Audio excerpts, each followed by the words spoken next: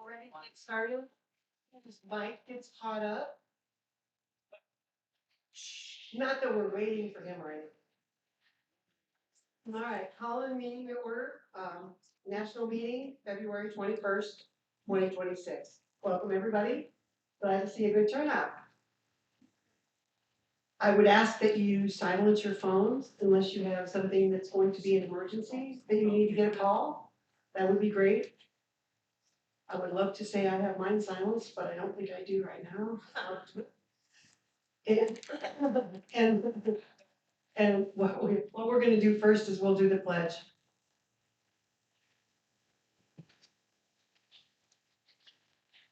I pledge allegiance.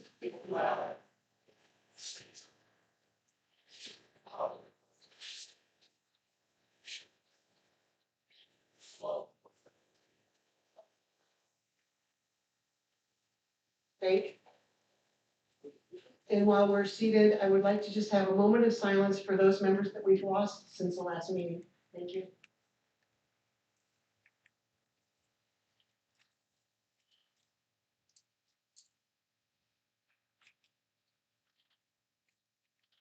Thank you. I would like to, I always forget to introduce the board, so I'm gonna have them each introduce themselves, starting with our secretary, Rita Robinson.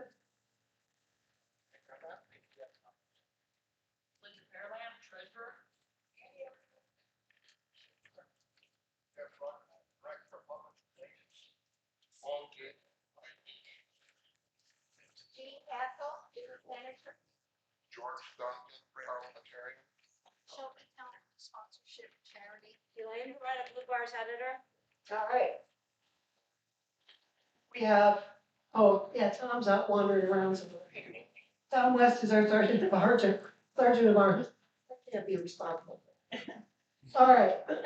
We also have the convention directors, Debbie Schaefer and Bernice Melinda. The treasurer is Betty Parks. Who am I missing? We're good? All right. Let's start with Carolina region. You want to introduce your number?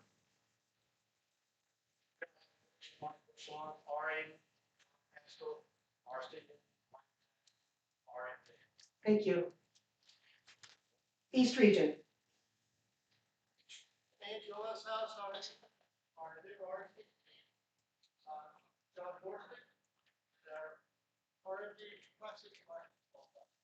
Thank you. East Ohio.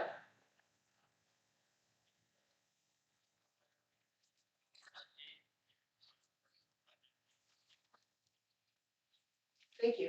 Florida.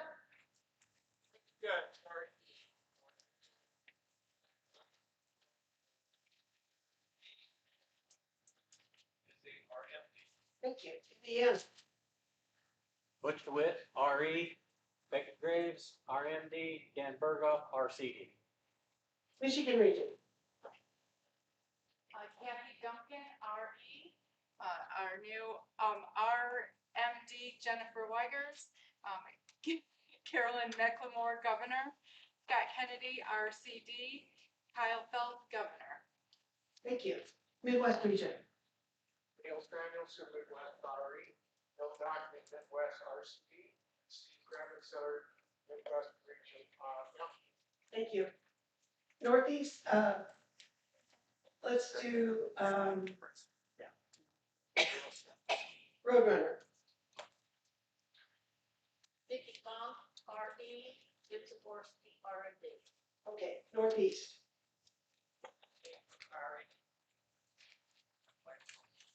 Yeah, all right, thank you. Yeah. Rocky Mountain.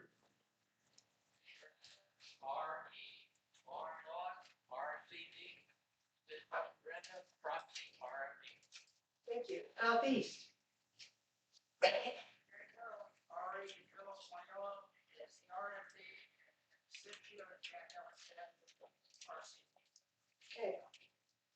Southwest region. John T. RE. Craig Cameron, RMD.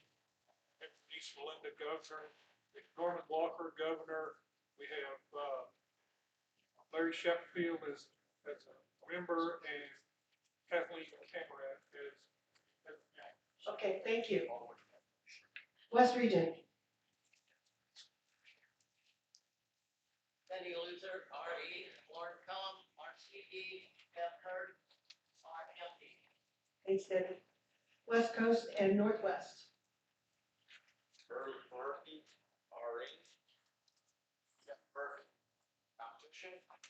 Stephanie Murphy, Brazil, California. we know Alan. Everyone. No cake, no lunch, no nothing, it's all good. West Ohio, Pam Brown, RD. thanks. Okay, now I need to have approval for travel for the proxy officers. Do I have a motion? Second. Mike? Mike, can you spell your last?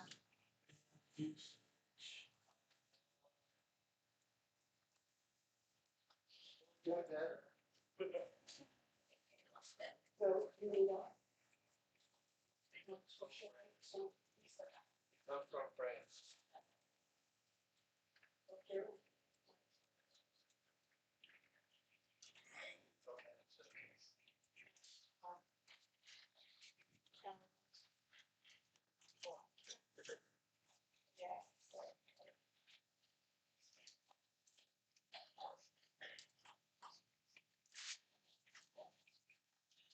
All those in favor?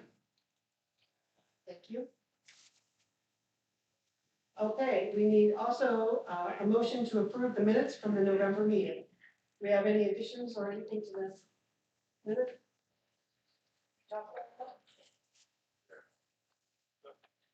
I'll clarify it. We good? Any clarifications for the minutes?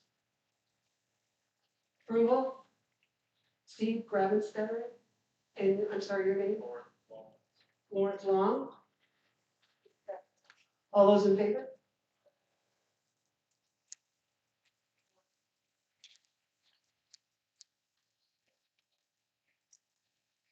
Okay, thank you. All right. So last meeting, when we talked about whether we were going to 3 meetings or not, what we have in bylaw says that we have to have at least 3 meetings. And what we were looking for was a confirmation that you wanted to go to 3 meetings versus 4, which I think we voted on. It really wasn't an actual vote to say that's exactly what we were gonna do, because we left it with whether we were gonna bid for 3 meetings, how we may manage those meetings, and when they were going to start. We wanted to know, are you in favor of 3 meetings versus 4? So that's where we are. We have to decide sometime when they start. Our contract here for 4 meetings goes through next year. And we have a meeting site bid, which we'll get to in old business, that is showing us going to 3 meetings. So we need to go from there, but I just didn't want, if you still, if there's any doubt in your mind how we're going to manage the 3 meetings, we can talk about that later when we get to the meeting site bid. But I wanted you to understand that evidently I worded it wrong in the minutes, and there was concern that we weren't doing a confirmation as opposed to an actual vote. Everybody okay with that? I just want you, it looks like we're going to 3 meetings, it's just a matter of when, okay? Anybody want to talk? Andy, Just a quick question. you better turn it on. Andy? Just a quick question. Andy Alshouse, East Region RE. Does that eliminate possibility of a Zoom meeting for the 4th meeting? No, So we're just talking about 3 physical face-to-face meetings. Yep. Okay, thank you. anybody have, is that how we understood it? You good?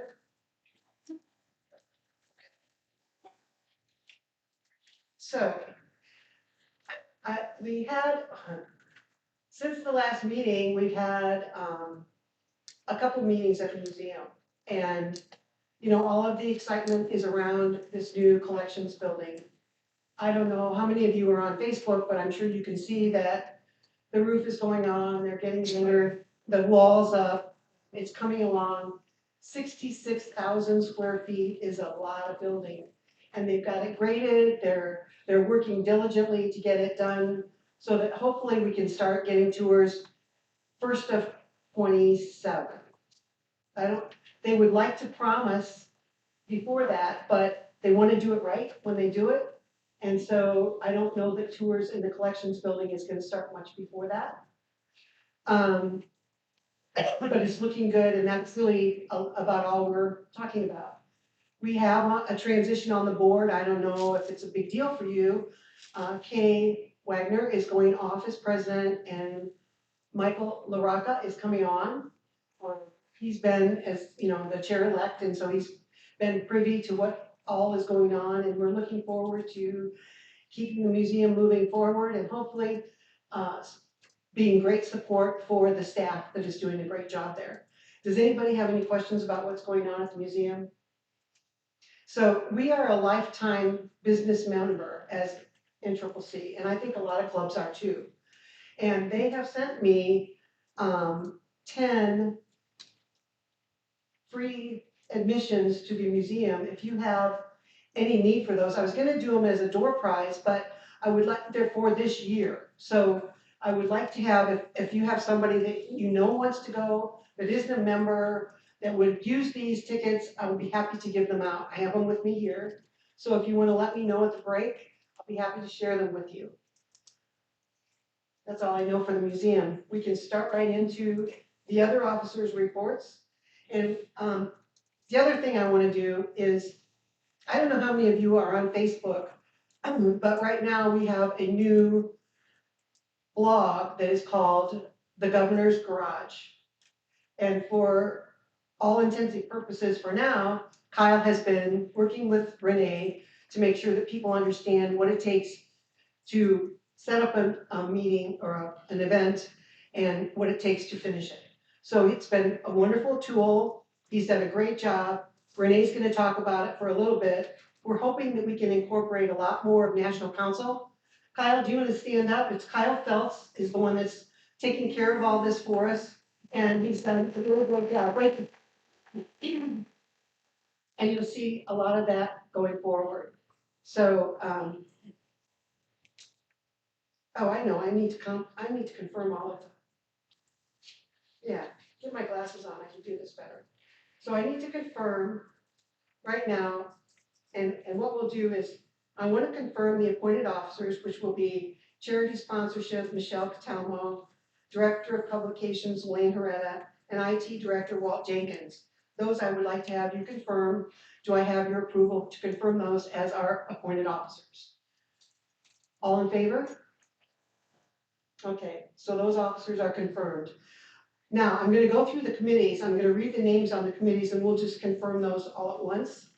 So we have Finance Committee, and we have on that, the treasurer is the chairperson, that's Linda Fairland, business manager Jean Castle, RE representative is Richard Yanko, RMD representative is Veronica Doyce, director of sponsorship is on there, Michelle Catalmo, convention treasurer is Betty Parks, and then one other member, and I have put my name in there because I attend those meetings, but if there's somebody else that wants to be on that committee, we can certainly work on getting you there. Steering committee chairman is Jean Castle. Director of sponsorship is in there, Michelle Catalmo. Convention directors, Debbie Schaefer and Bernice Merlinda. Convention treasurer, Betty Parks. And 3 other members, Janine Patrick and Mary Lou Bergman. Now there's 1 spot open yet, so if somebody wants to add to that, we can certainly add you to the steering committee.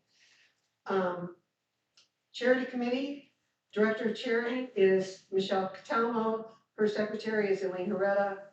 Other members are Steve Rabenstetter, John Catalmo, Janine Patrick, Scott Fredericks, and Sandy Arnold. The nominating committee is Scott Fredericks, Veronica Doyce, Melanie Hardeman. Scholarship committee is Michelle Catamo is the chairperson, and the other judges will be Bernice Melinda, Pete Urenda, and Janine Patrick. Bylaw committee through the RE committee is Kathy Duncan, Andy Elshout, and Bernie DeMarchi. And the teller committee is chaired by Tom West. And the RE representative is Butch DeWitt. RMD is Steve Gravenstetter. And the other governor on there is Tom Boyages. Some of these will be a surprise, but that's what we need on these committees. Does anybody have any questions? Betty? Did you have Roman Sampson on steering? I did not. We can add that as one of the directors. Okay.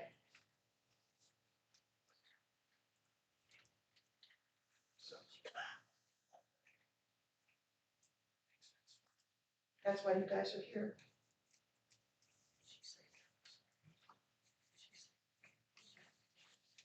Okay, anybody else? I am asking for approval. All those in favor? Any against? Okay, these will be published with the minutes so that you know who's on the committee, so we can all remember that. All right, now we can get into the officer reports, and we'll start with Renee.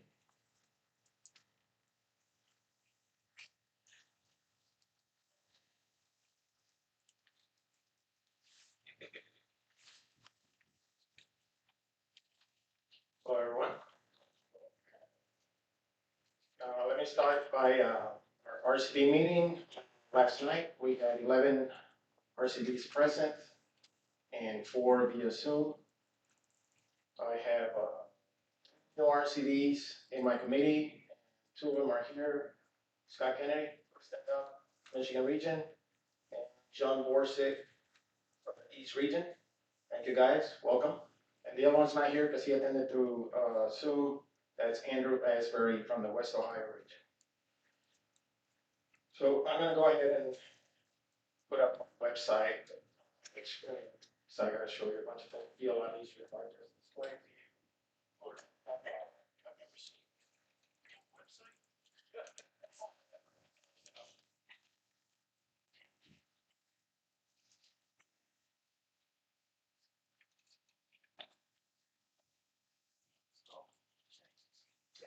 All right. So everybody knows the website, right? Everybody knows how to get here. I'm sure you have it on favorites. So let's start with the what happened last year.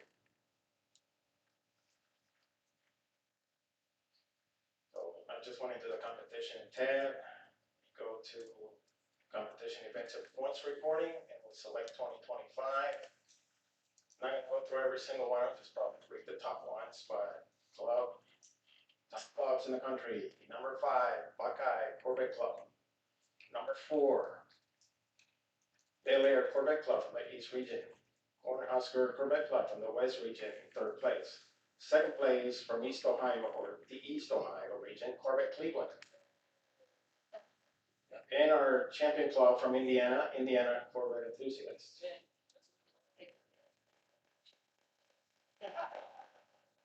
Go to the ladies non-speed, top 5, Darla Lyle from the East Region. Valerie Costco from the East Region. In 3rd place, Chris Dejevic from East Ohio. 2nd place, Cindy Blanhofer from East Ohio. 1st place, our new champion in non-speed category, our Blue Bars editor, Elaine Herrera.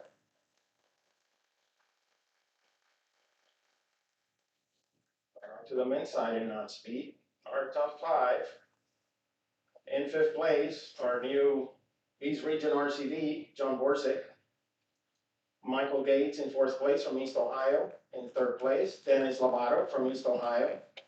2nd place, Tim Richardson from East Ohio. Oh, Tim is here. And our champion from West Ohio, Elaine's better half, Chuck Herrera.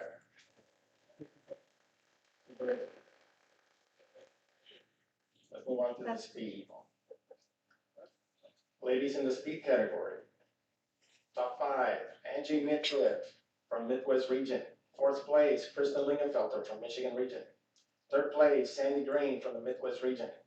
2nd place, our treasurer, Linda Fairland from the Midwest region. And in first place from Indiana region, won the bar.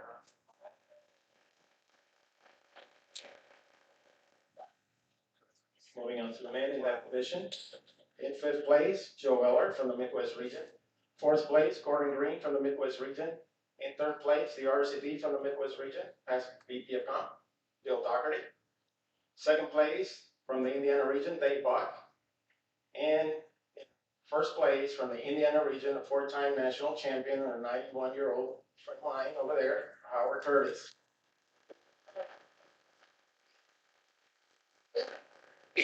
You say he's still got a few more championships in the tank. You got the tip jug right back here on the. Yeah. Oh, I forget. Okay. Well, workers here. Just gonna go through the top ones.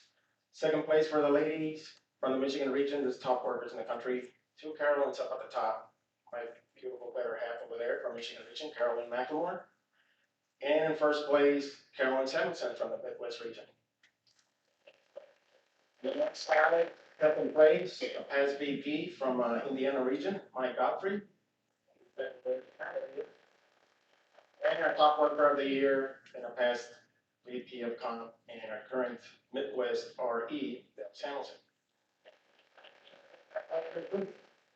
Man, jack of all trades and everything. So let's go to what's going on right now. We go to the 2026 standings. Nothing much going on the non-speed. We had a non-speed event happen in Texas. The points are not up yet. We had tomorrow process in Florida, so right now, top three clubs. Carolina Corvettes in third place from the Carolina region. Second place, Peace River Corvette Club from Florida, and leading club right now, first place from Florida region, Cape Kennedy Corvette Club. Do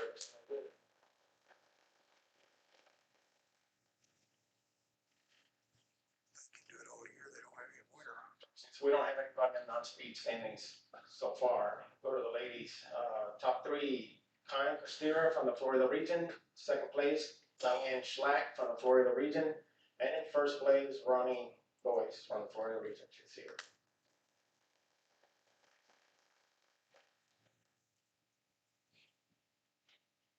Men's top three, Zachary Doyce, the RCD from the Florida region, third place from Florida. Second place, Ricky Black from the Carolina region, and first place from the Florida region, Keith Grice.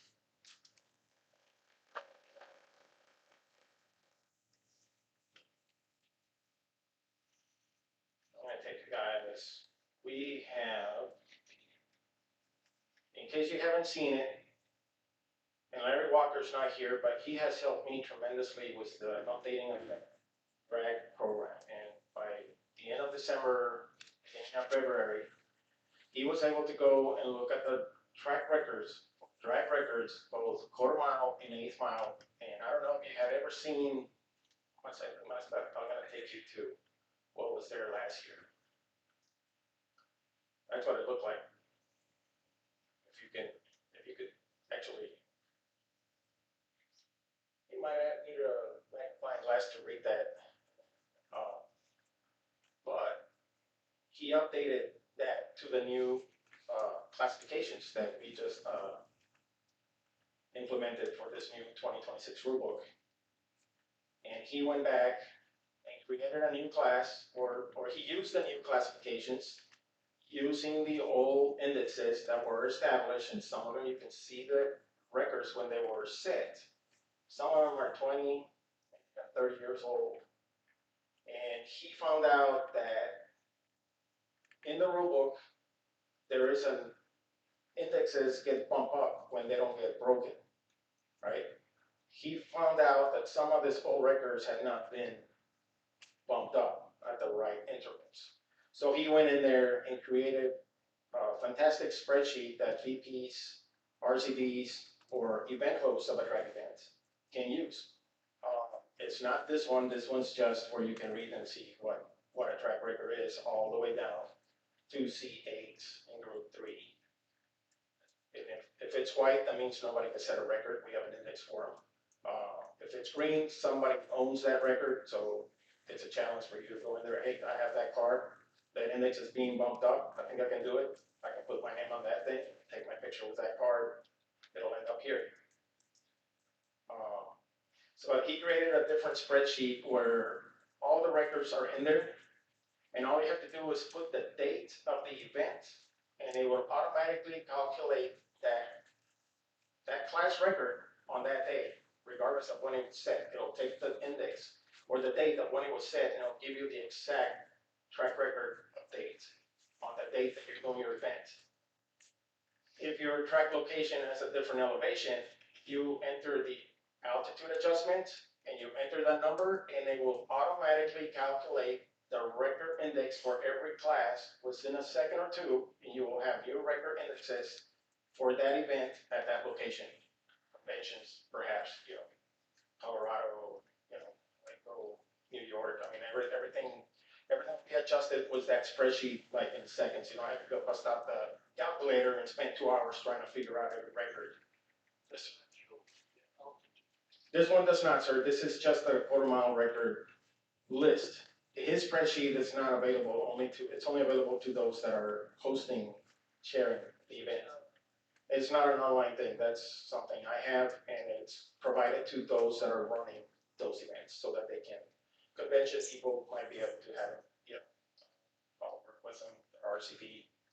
Any chairperson of a drag event will have access to that tool.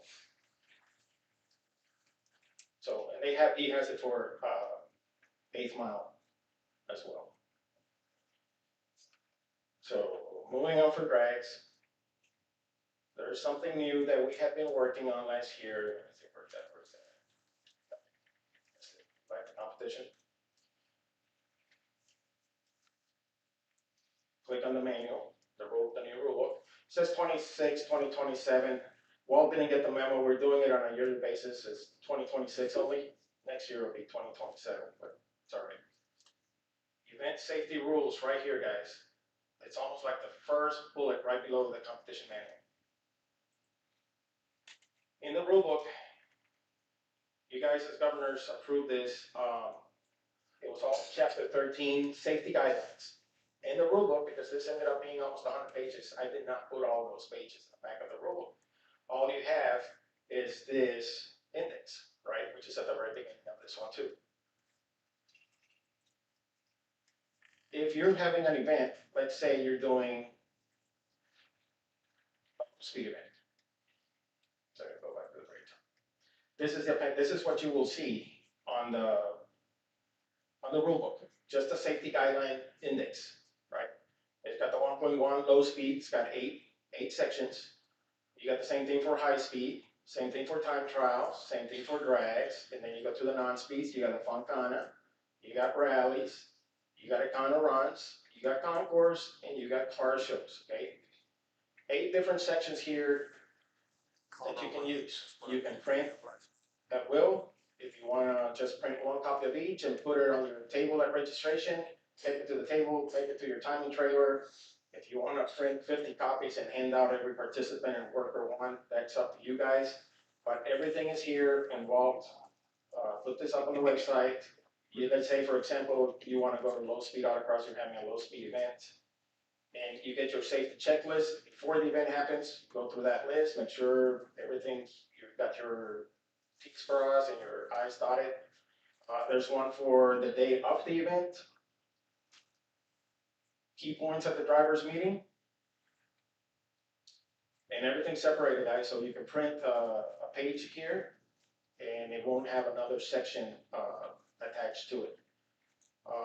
This is a handout for the drivers. You want to give the drivers, hey, you want to be safe at this event, follow all these guidelines here, safety guidelines. There's one also for workers meeting key points. And then there's worker safety handout, so you can give one of these pages to every worker so they can have it, they can review. You can do it ahead of time. And then there's also one for spectators that are not workers or participants. Hey, you sign the waiver and here's a handout, or go read it, and that's pretty much it. So any type of event, you don't have to print all 100 and some pages. Select the pages you want, 6, 7, and that's all you have to do. That's why we did it this way. So this, safety. Most of you are aware that I have been doing Zoom meetings. In January, I did Zoom meetings with most of the regions, not all of them, just the ones that accepted to be on these meetings. They went very well, better than what I expected. I want to thank the West Coast region because they were the most attended. It was a lot of people, very, very curious. They wanted to learn everything that we are doing. So I appreciate that. Thank you, guys. So we went through, in February, we went through how to request a sanction on the database. Right now in February, I'm about 3/4 of the way in with how to upload a flyer, how to prepare a flyer, and how to upload it in the database. Got about 2 or 3 more meetings to go next week, and then in March, we're gonna move on to how to prepare and how to upload results from an event on the website, the competition database web. So, with that being said, with the help of Kyle and his governor's garage, every time, if you have been on those Zoom meetings, I do the live example, how to do one. You're watching that on the screen. That's how I'm going through the process of putting on a request a sanction, upload a flyer. And then I take you to his website where he has done a step-by-step instruction that you can use at any time you want.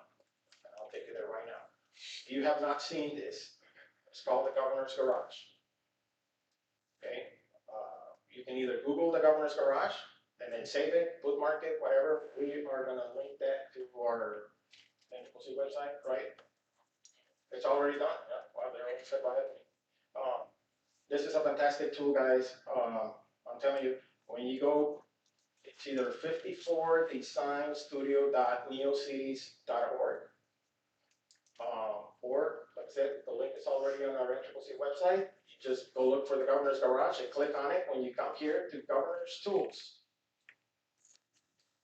This little ones here, like, just for example, I'm not gonna take too much time on it, I'm not gonna do the whole thing, but let's say you wanna add a new event, right? You hit that, and this is called a scribe. It's 25 steps. It tells you what to do, navigate to the interface. And step by step, you gotta go to the members only, use the login information, screenshot by screenshot, it's telling you how you're gonna request a sanction on the database. You get to the competition database login, enter your NCCC number, skip the next step. It's got a little orange circle right there. Blank by blank, step by step, it's telling you what to do. So if you have a laptop and a computer, you can have one on one, follow on the other, or you can split the screen if you have a large monitor, however you choose to do. So every step of the way, once you're in there, it opens the screen on how you enter the information for an event. Step blank by blank, he's explaining you what to enter, what button to hit. Everything is here, guys. Everything's here. You know, whether it's one event or it's multiple events, you're doing 3 car shows, you're doing 7-hour process, 7 fountains, 14-hour process, everything's here. So if you're experienced of doing that, great, you don't need it. But if you're new to it, your club, you know, doesn't know how to do this, this is a great step. It's so simple, even Alan Morris can do it.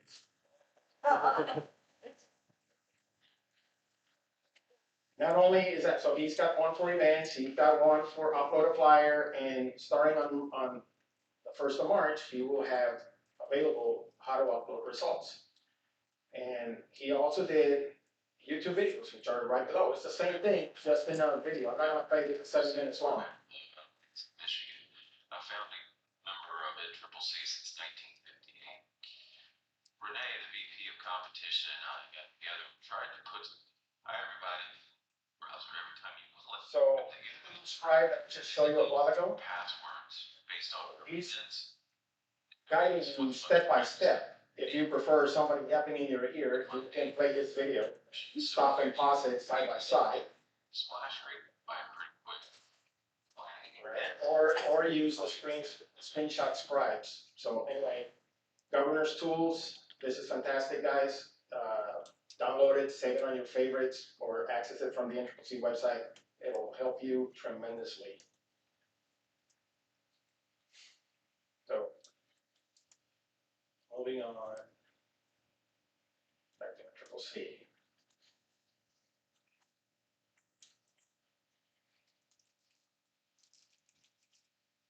I know it's our first year, guys. We have the new supplemental programs. We got the FCOA competition programs, we got Young Guns program, we got the SORA programs, okay?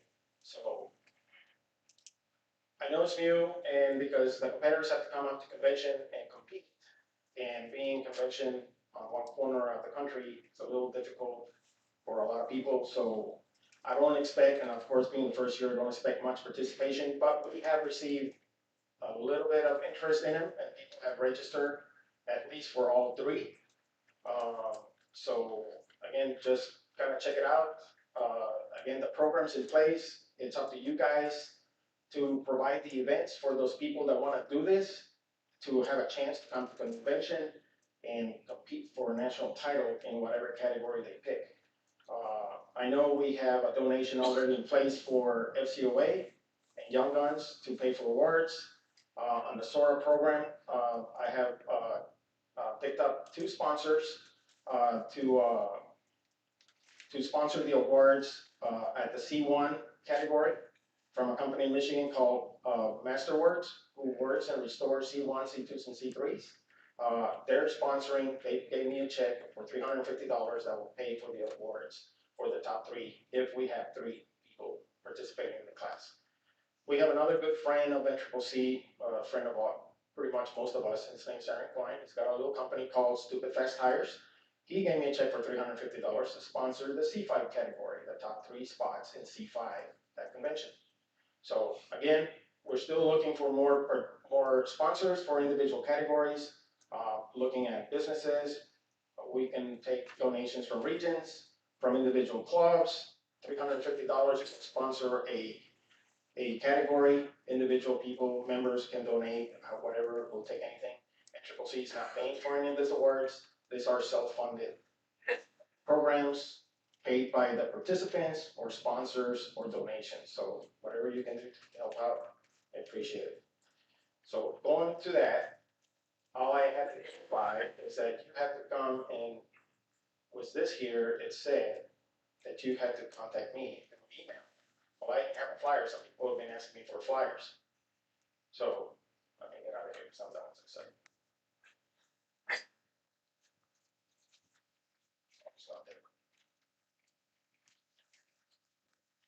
So I did a flyer. And this is what I came up with, right? This is my skill level. This is all I can do. This is my flyer. You know, it's a very simple Word document that I convert to a PDF, blah, blah, blah. And I just change the color, the font, and the size, and that's as far as I can get. So I gave it to Kyle on Thursday night. I was here at the hotel. It must have been about 9 o'clock. And I sent it over to Kyle. And I said, Kyle, here's my flyer. Can you help me out? Within an hour.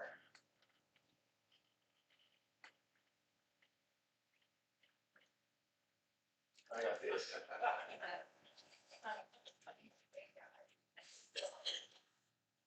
Only that, he gave me another version. I like the first one because it's got better information, but I got that soon now. Okay, from my very professional flyer that I did, and then Kyle just took it to the next level. You know, I just said make it colorful, and sure enough, it was colorful. So again, thank you, Kyle, for helping me out with the programs and everything we did last year, and even what we're doing this year. It's fantastic. So I'll get rid of that. I'll go back to my 8 minutes. Oh, this plant is not fit anymore. All right. So I'm not going to bore you with a couple of rules changes that were pretty small and clarifications that were mostly, some of them were grammar, just little miscellaneous here and there. And it had to do mostly with chapter 1, general information. I'm not going to take more of your time because I've already taken up enough time. I will have this in the meeting minutes and you can read it there. I'll send it out to the RCDs. The RCDs will send it out to all the governors, and of course I post it on the website, RCD committee, meetings. I guarantee you all have them out there by Sunday, and you can go out there and check them out. And that is all I have, guys. Next meeting, we will be reviewing chapter 8, championship points. We will be reviewing the tech form and classification form at events. We're also going to be reviewing the flyer that we have online, the basic flyer outline that we have. We're going to update that a little bit too. That's all I got, guys.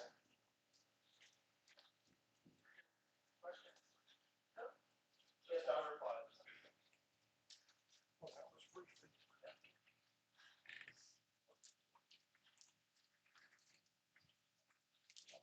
John Moore, Safety Street. Just to clarify, that link for the governor's garage is under competition on the main page. Okay. Okay, everybody.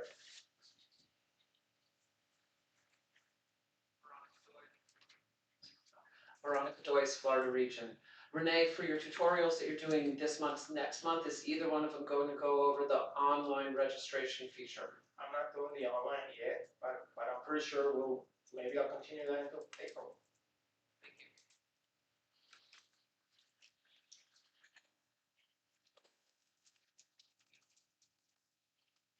you. You know, Ellen, we used to keep a timer on you.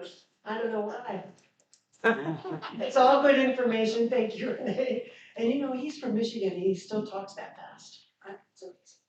Okay, next we have Sandy. Our membership.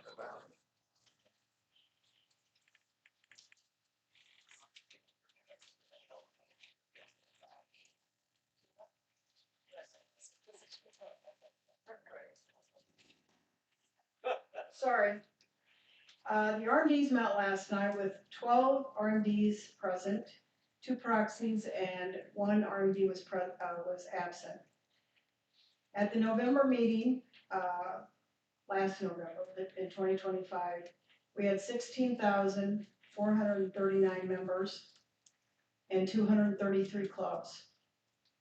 Today we have 14,317 members and 215 clubs, which is, we've lost over 2,100 members. I have done an egg, and I've gotten 2 of those clubs back that they decided they didn't need the NCCC. There was nothing that we offered. And after a long discussion, I have 2 of them back. And I'm still working on those guys. We have 3 new RMDs. We have Becky Graves from the Indiana region. Becky, do you want to stand up? Back there. Jennifer Wiggers from the Michigan region. And Stephanie DeMarkey from the West Coast and Northwest region. Welcome, all of you, and you can reach out to them anytime you have a problem. Membership cards were mailed out. Everybody should have those. If you have a problem with them, please let me know. I only have one that I've had a problem with, and for me, it was a major one, but if you have a problem, let me know. This is my first year to be the VP of membership, and it's been quite a year.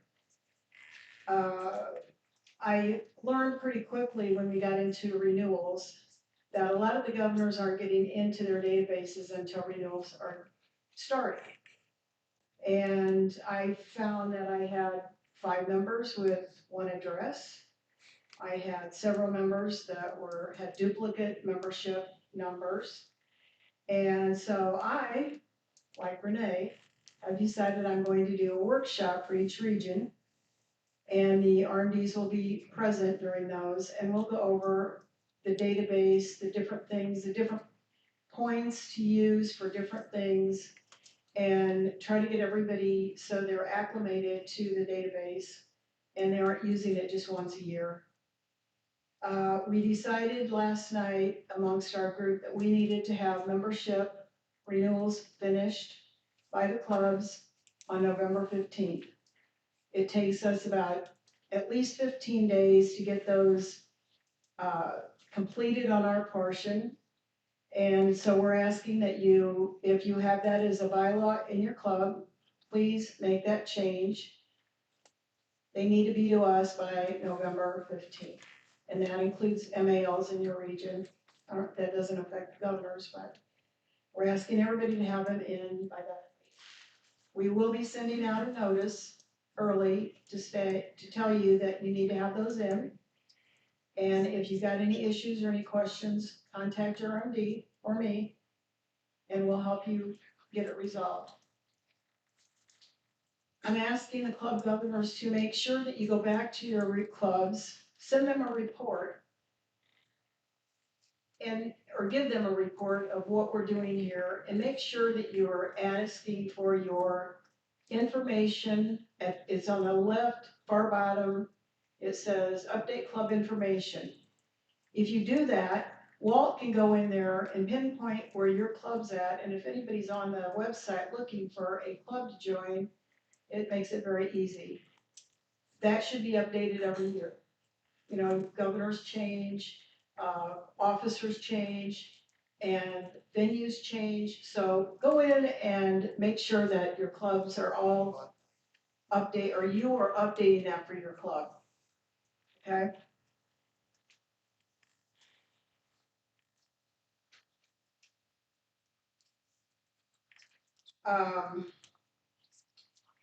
There are reports over on the table over here for numbers for the membership. There's also some numbers over there for FCOA. I am going to give an FCOA report. There are some applications over there as well for FCOA that have been edited. And does anybody have any questions for the governors, from the governors?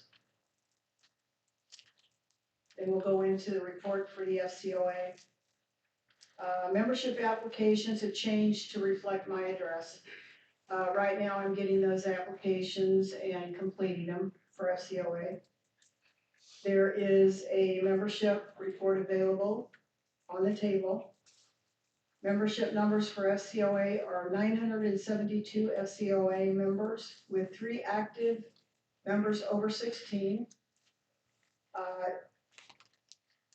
2 new members, and we've lost 15 due to their ages. The Midwest region has the largest number of FCOA kids with 53, and Windy City Corvettes is the club that's got 53 members. Has there been any questions? All right, thank you.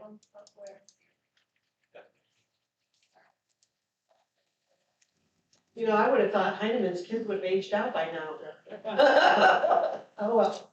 All right, Secretary, do you have anything for the? You're good, huh? All right. Just ask that when you come up to speak, be sure you say your name slow enough that she can get it in the minutes for us. Okay, next up. Linda.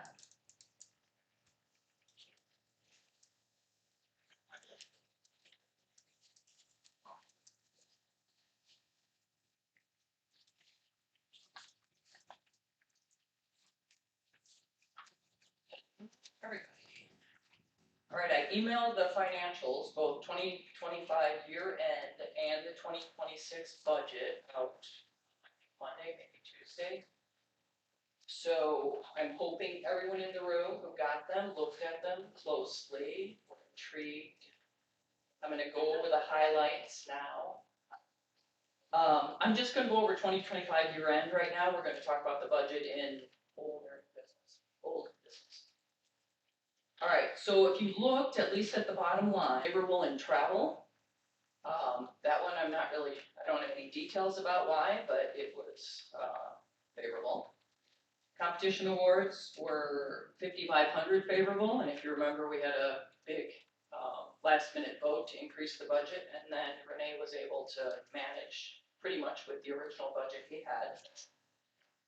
And then we were also favorable in convention income because we never budget that amount. That's our 50% share of whatever profit comes from a convention, so NCCC's share of that was 7,000 this year from the Dells.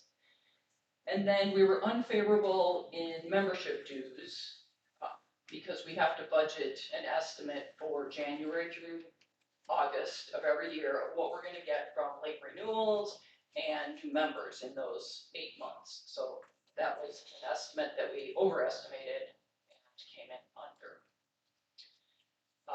Does anybody have any questions? Did you see anything in there that you don't understand, or just have a comment or something I can clarify? Come on, no. Okay. Yeah.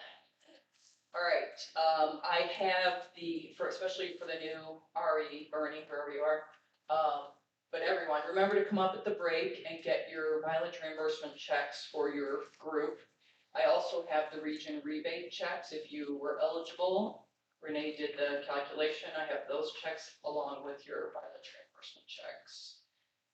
And then the last thing, Sandy and I have been talking a lot about electronic dues payment. And this, last night I went into the RMD meeting and we talked about it some more. And I just want to reiterate, because I just realized that message, I don't know how it's getting out or if it's getting out, so we might as well say it out loud in front of everybody. But the first thing everyone should do is at your club level, start taking payments electronically if you are so inclined, if you want to. That's where it needs to start. You can do it. I'm not an expert, so I can't really give you any advice on the best way, the best tool to use. Maybe if we had some people who were going to get involved in this and could give some background to everyone else and share ideas, that would be awesome. But that is at the club level. We could get 90-some% of our members able to pay electronically if they want it. The open issue is with MALs, and MALs that require a lot of I'll say hand holding. But as far as the money there goes directly to the region membership directors, because they don't have a club that they're affiliated with. So we would have to set up every regional membership director their own bank account to transfer electronic payment to.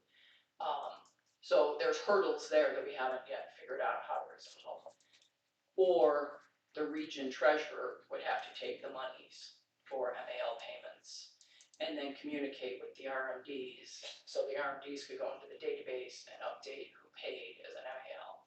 So that one gets way more complicated to do electronically. But I'm just gonna reiterate, electronic payment at the club level. The other key piece of information I almost forgot is up until last year, there was a new law going into effect that if you did third-party payments, if you had over $600 worth, and I forget how many transactions, you were gonna get a 1099 from the IRS, which no club, I'm sure, wants to deal with 1099. I don't know how you deal with that. But last year they changed the law, and now you have to have if you have over $200,000 in transactions, and I think 200 transactions, it has to be both. That's when you'll get a 1099. So I feel, and again, I'm not a tax expert, so I feel like every club is pretty safe now to go down this path and not have to worry about some 1099 that they're gonna get and not know what to do with, if that was holding anyone back for any reason. Okay, again, I'm not an expert, so do your due diligence, but that's what I know. Thank you.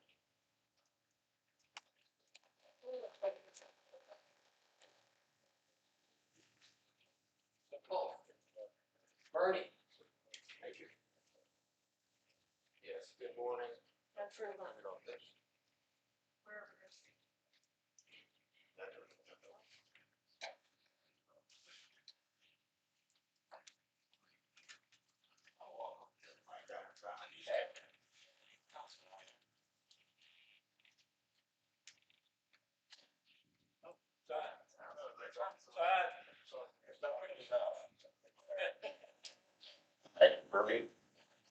Markey from the West Coast region. Just 2 weeks ago, went to Chase Bank, which is our bank that we use for membership. Asked my local banker there, what does it take to sign up Zelle? For example, turn our club onto Zelle. Your club treasurer takes 5 minutes, goes to their local bank, whichever bank you're using in the United States, and in 5 minutes, the business agent there can convert the account so that it can accept Zelle payment. It's that simple. And they will give you instructions to print for your newsletter. So if you haven't done it, it's real easy to do. If you've done it, you know how easy it is to work with. So every club bank may have a different approach to that. Some of the smaller locations might not be at a large enough bank to make it easy, but. Oh, no, every bank, every single bank, it's literally that simple. If the bank is a bank, they can accept Zelle and they can process Zelle. Yeah, there's just more to it than just getting money in. I mean, your club governor or your club treasurer is gonna have to have a way to quantify what's coming in, who's paying it, obviously, to keep track. So, you know, you just have to remember, we have all different levels of volunteers at every level, so it's gonna be more difficult for some than others, but yeah. Like I said, it's literally about 8 instructions. And trust me, I'm one of those people that I still write checks. I'm sorry, I'll write checks till the day I die, but it's really very easy. Thank you.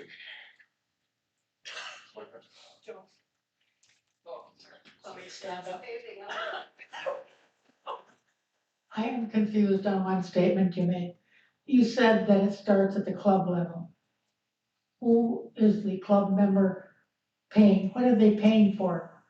They would be, just like they would write a check now to their club for their club dues and their national dues, Oh, they 'cause would we- transfer. Well, we take ours electronically already on our website, so we would still send one check to national. Yeah. There'd be no change. To your RMD. Yeah, to the national, through the RMD. Okay, yeah, But- so there wouldn't be So, a change. so you have an even different approach. So Mad City can do theirs through their website, whereas, you know, somebody might wanna get a square, and at their club meeting, they're gonna take money Right. or, you know, what. So- I'm sorry, Joan Thomas, Mad City, that's. Yeah, we have it into our website where we can take all kinds of payments. Okay, I just wanted to. Is that it?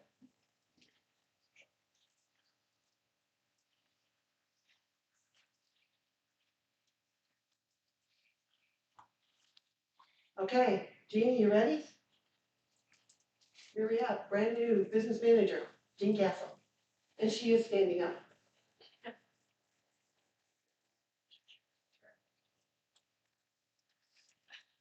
Yeah, knock my chair down. Well, they don't. Okay, is this okay? Can you hear me? Great, all right. First off,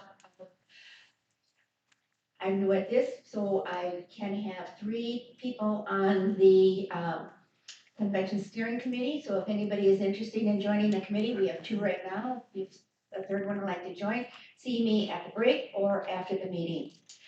First off, I'd like to thank and recognize Alan Morris. He's been your business manager for quite a few years, 4 years, and thank you very much. He's really helped with the transition period. Okay, so insurance contracts. We have paid and all of our policies are fully paid and they're all in force. And I'd like to report that we have no outstanding claims. Everything's processed, nothing is in pending claims. The steering committee, the convention steering committee met last night, and we had an open forum. We had past convention team person, we had current teams, the convention team for this year for 2026. We have 2027 convention people and a prospective convention for 2028, all present. And so all together, we did it all together this time instead of one team coming in and reporting and then the next team while that team leaves and all this kind of stuff. So it went together and it really worked out quite well. So we were able this way to share information and identify landmines, come up with suggestions and solve a lot of the issues. Also encourage people to maybe step up and do a convention. So it worked well. Pardon me? Yes. And so it worked fine. We liked it. And we hope to keep it going. So we also would encourage anybody who's got an interest in putting on a convention, please stop in, please join us. If you just want to find out what the hell you do at a convention steering committee, stop in. We'll let you know. We're really nice people. And maybe one of you will just join us also, because we sure could use the help. Okay.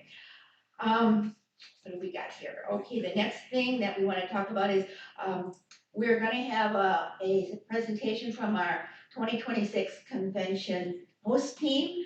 Debbie and Bernice are going to be telling you all the highlights for what we're going to be getting at this, and it sounds like it's gonna be a good deal. And of course, then the last thing we need to mention is, I did get the hotel presentation for next year, and that's gonna be discussed in the old business. So I'm new here, I don't have any more information, I'll try to do better next time. Any questions? Thank you.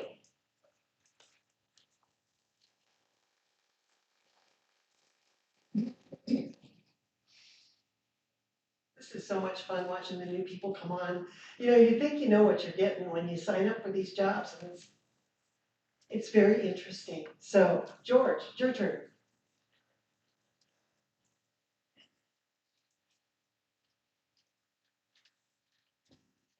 That wasn't too bad. Welcome, everybody. See y'all here. I'm glad to be here, actually.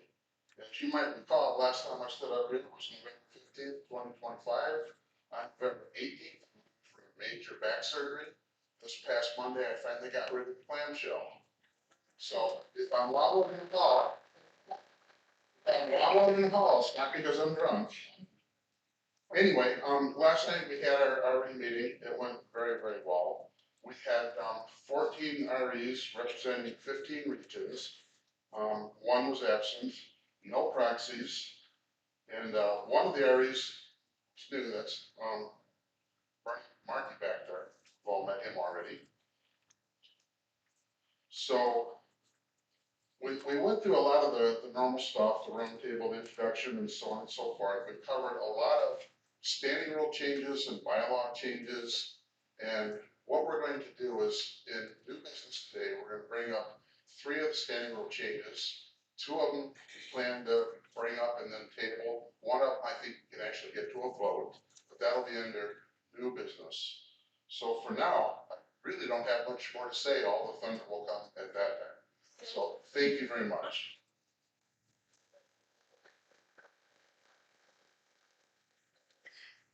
Jeff, you ready?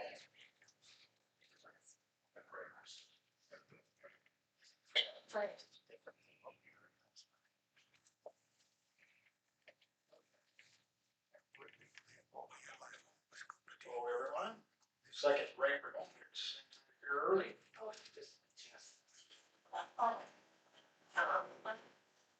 Okay. Anyway. Just like that. Mailing out a lot of these bifolds. Bernie mailed some Bernie a while back for his 2 or 3 regions, wherever he does, and everybody, wow, I didn't know about all this, and I told that to Walt, and Walt says, oh, we got a website that has everything on there, but if you need some for a meeting coming up or something, or to woo a new club, world of information. As you probably know, every year at the National Corvette Museum, we have a banner. We buy a banner in exchange for advertising and their magazine and everything. And we've been using the same ones. They look pretty good, but Deb says, well, we need a refresh on that. Well, Linda referred me to Tony Beck, Badger State Vets. He designed a nice, fresh design. It's not overly elaborate, but it catches your eye and it says what it needs to say. So I'd like to thank him.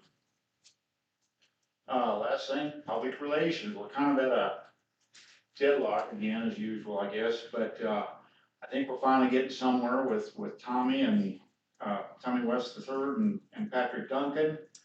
They want to bring on Christopher Cox, is it?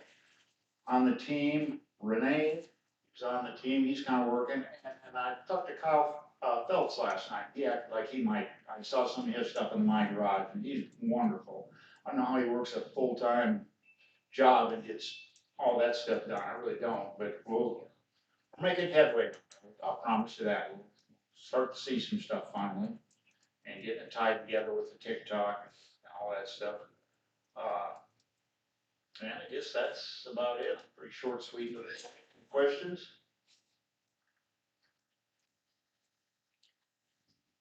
Andy Alsace, Northeast Region, or East Region, I'm sorry. Not a question, just a suggestion, right, with iPhone, Yes. put a QR code on the president's message each month for a link to that. Yes. Have that wall or put it in the blue bars or what? I'm suggesting putting a QR code on the president's message, it comes out each month. It's a link to that document. I mean, I hear from a lot of people that they've never been on the website, Yeah. right? So, I mean, you can talk about the website till you're blue in the face, but if you want to get information out, you've got to figure out other ways to do it. It's all. Yeah, it's not my jurisdiction with the website. I look at it, fine, look, it does what you need to do. And then you see something like Kyle's, you know, the one that was up here, and that's what the young people are looking for. I mean, honestly, well, to me, it's perfect, but young people look at that and say, design this thing, what century, you know? But again, that's not my jurisdiction, and thank you. Yep, and thank you all, appreciate it. Part of my job, man.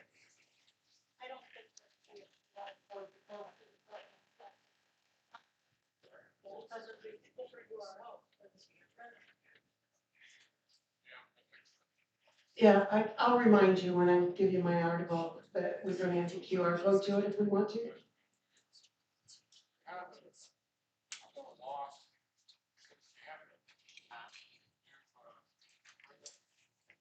You know what, why don't you wanna come up and just give your report now? I mean, what the heck? If we're gonna talk about stuff, we might as well do this.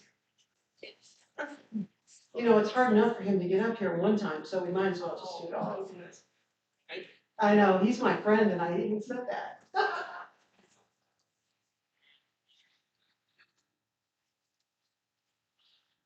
Okay, so, we lost about 2,000 people, members, taking the last renewal session, so we went from a little over 13,000 president's message going out to a little over 10,000. So we lost about 2,000 people. No big deal, I guess. I mean, it'd be nice if we get more people, in our membership, but, it is what it is. I've updated the website with 2026 information.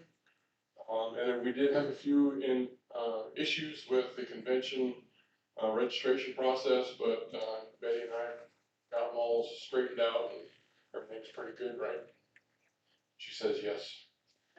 I've got the link to the Governor's Garage and NCCC YouTube channel up there. And honestly, for the last couple months, really nothing's been going wrong. So that's good. Now, get to Andy's thing. Since you have to have the computer up and running anyway, and QR codes are a visual thing that you would take from your phone, I don't get it. It's on, you said you wanted it on the president's message. Okay, maybe I was, Andy Alsace, East Region. Maybe I misspoke. Maybe put a link to the flyer. Oh, yeah. Put something on the president's message that will entice somebody to look at what's going on in NCCC. The more message we can get out to our members, the better off we're gonna be. That's my. But the trifold, bifold, static, doesn't change unless we change it once a year. I don't care if you don't change it for forever. Put a link there so the member, they might click on it once, they might click on it twice, you know? It's just an enticement to, hey, go look what the NCCC got to offer. That's what I'm trying to say. Yeah, we can do it. Thank you for explaining that. I think you. Okay, so anybody got any questions, comments? No, good, great.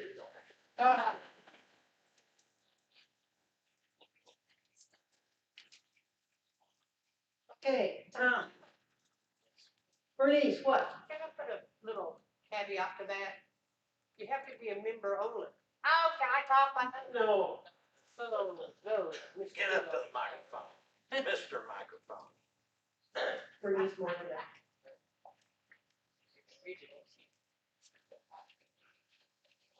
Bernice Melinda, Southwest Region, caveat. The letter only goes out to the members only. So how are you gonna reach other people? What's on the flyer? No, on my message only goes out, it goes out to all members. And what we're saying is the members don't know that flyer's out there because they don't go to the website. So I'm more than happy to link to that on the message.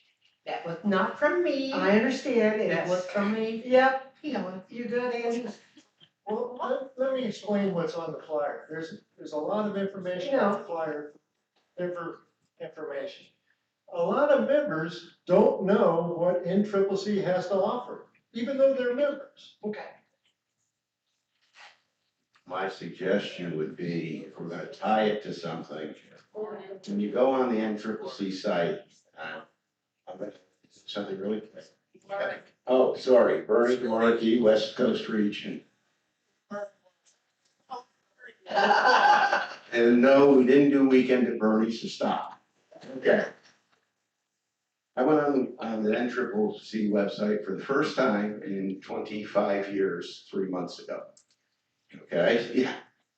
Now, if someone's looking for a club, we have an about, you go on the website and we've got this really great about NCCC tab. That's where the tie should be.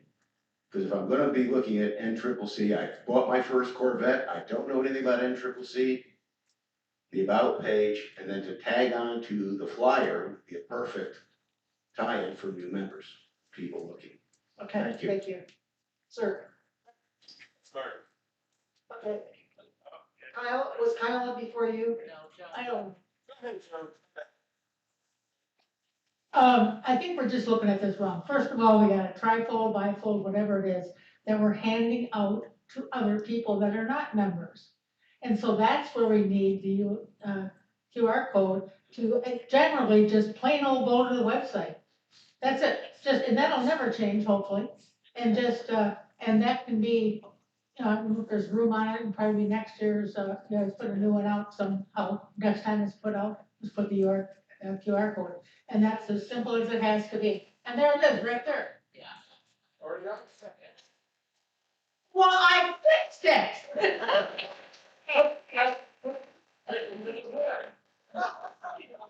That was like a magician trick right there, right? Sleight of hand. For the information about where the clubs are, in the about page, that's a good idea. However, on the main page, we have a map of all of the clubs are and their club information. However, only 135 of the clubs out of our, how many do we got? 215. How many we got? Clubs? 210? 15. 35 of 215 have deemed it necessary to actually put their information in there. The location and all of the information that Sandy was talking about. So if you have a club that isn't in your area and has not put their information in there and it's not up on the website, get them to do that. If they don't meet in a certain place all the time, just pick a place somewhere and put that information in. All we're looking for is somewhere close to where they are, you know? And unfortunately, Google Maps does not feature something like putting in just the city. You have to put in an address. So, and by the way, it has to have an address that it knows about. There are a couple that don't, so, anyway. Any other questions? Mine's not the record. Okay. I gave you last night, so, Kyle Phelps, Governor, Capital City, club number 3, just a reminder. Well, that's important. We're a founding club, and I take that serious. And I know people that know me. I like AI, and I do a lot of modern stuff, but I am a traditionalist. I believe a lot in the history. The whole original concept of podcast was inspired to get Howard onto it. Then, boy, a lot of things happened in between. But anyways, I hear a lot about the, hey, I didn't know NCCC was like that, or I didn't know we had. That call has already reached me. I've already started working on the show. We are going to do a podcast with a very familiar name. He's not here this weekend, but Jeff Kubiak is going to come in and do it. So we're going to cover how the national organization is set up, how they benefit the local clubs, and why from a club level you should join. So hopefully we do it justice. I do believe very much in this organization, and I take it very seriously as the governor of a founding club that I want to see this thing survive and to thrive again. Thank you.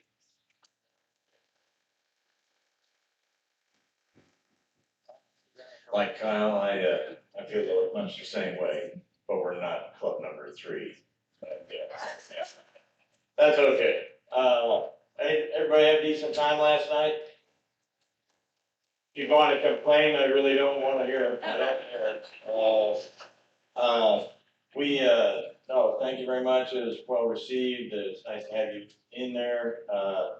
Next meeting, main meeting, Northeast Region is going to sponsor it. So that's where our convention's at. So looking forward to Northeast Region putting on a fine event. I'll help them with that.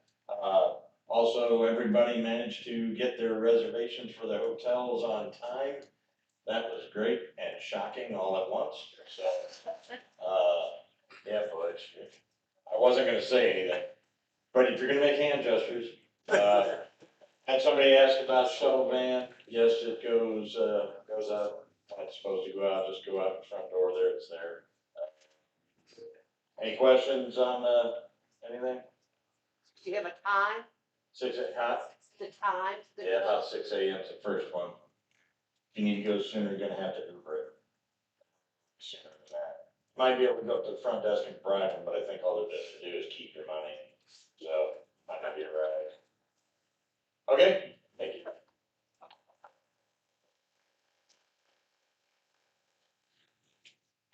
Okay. Oh, real quick, how many tonight? How many are staying tonight? All right.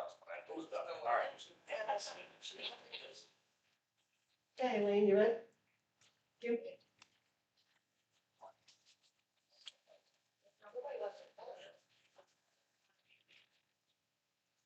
This just isn't right. Okay. Feels I warm today. Can't get it. Okay.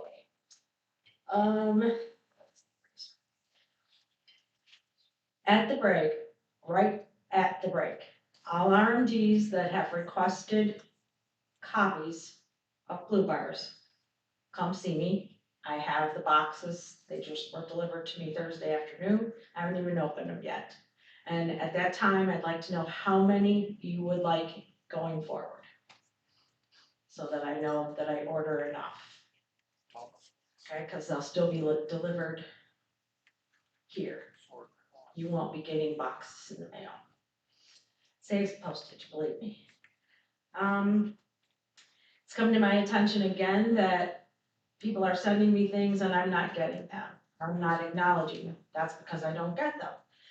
If you are using CorvetteSunCCC.org, the blue bars at CorvetteSunCCC.org, sometimes it does not come. I don't know why. Walt says he doesn't know why, but he's gonna keep checking. I've asked you before and I'll ask you again, please use blue bars 1959 at att.net. And if I don't acknowledge within 5 or 6 days, I usually try to the day of, depends on how busy I am. I don't have that account on my phone. So sometimes I don't go to my computer every day. So if you don't hear from me within 5 days, then I didn't get it. Okay, and no, all lowercase. Blue bars, 1959@att.net. That tends to really get to me. Okay, for some new requirement, I don't know why, printer has requested that we now put the volume and issue number on the magazine. So this winter issue will be the first time that that appears. Your Blue Bars articles are due to me by next Sunday, March 1st. And I'll be sending out top 15 emails for information on each of you. And I will ask that you keep it to a minimum because there are so many of us. There's 40 with the workers that have to be profiled. 70. See, I'm not good at math. I don't know where Melanie got the math gene. Must be from the other side of the family. I don't do math, so obviously I don't very well. Sorry about that. Okay. Renee showed you the drag records. We used to put the drag records in Blue Bars years ago, every issue, when it was just one little page. Well, then we developed the 8th mile, so that took up 2 pages. So we decided that we only had maybe one drag event in the whole country per year. It's wasting a page. So we changed it to having it in once a year. Well, when I went to the website to get that information, when I did the winter issue, I went, no. Because it's, how many pages? You know, 4 or 5 pages a piece. That would just bump up printing prices like crazy. So if you want to know a drag record, you will have to use the website. We have a website. Ask Walt. Use the QR code, yeah. So, I think that's just about it. And my phone just told me that the Guardians are playing ball today. It's spring training. How about them apples? Yes, I'm sorry, they are the Indians to any of us from home. Yes. Anyway, so don't forget, Blue Bars 1959@att.net. I will, oh, the other thing is, I'll tell you again, when I send out a reminder for you to send me articles, which I probably will at the end of the week, don't respond to that email with your article. Please send me a fresh email, because if you all send me in response to that email, it becomes about 25 emails long, and I lose your email that you have, your article that you have sent me, because it just becomes ridiculous. So please send a fresh email. Okay, and RMDs, come see me. Okay, just a real quick question. When we send you our articles, would you rather have it in the email itself or as an attachment as a Word doc? It doesn't matter, because I can copy and paste what you have written in an email into a Word doc, but please send me Word docs. Do not send PDFs. PDFs are nice if that's the only thing that's going into my document. But when I have to fit other things with it, I have to completely retype it because I don't have the program that converts it back to Word. It's not a big deal, but send your article as a Word document and your photographs as attachments. Okay? Makes it easier on me. Thank you.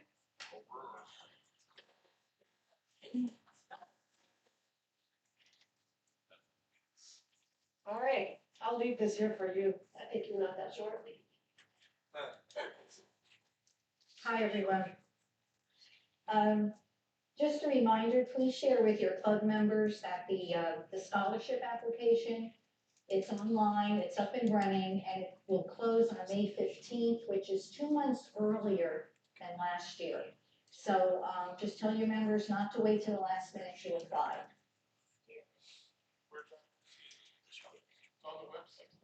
Hello, Fred Dubach, Florida RE.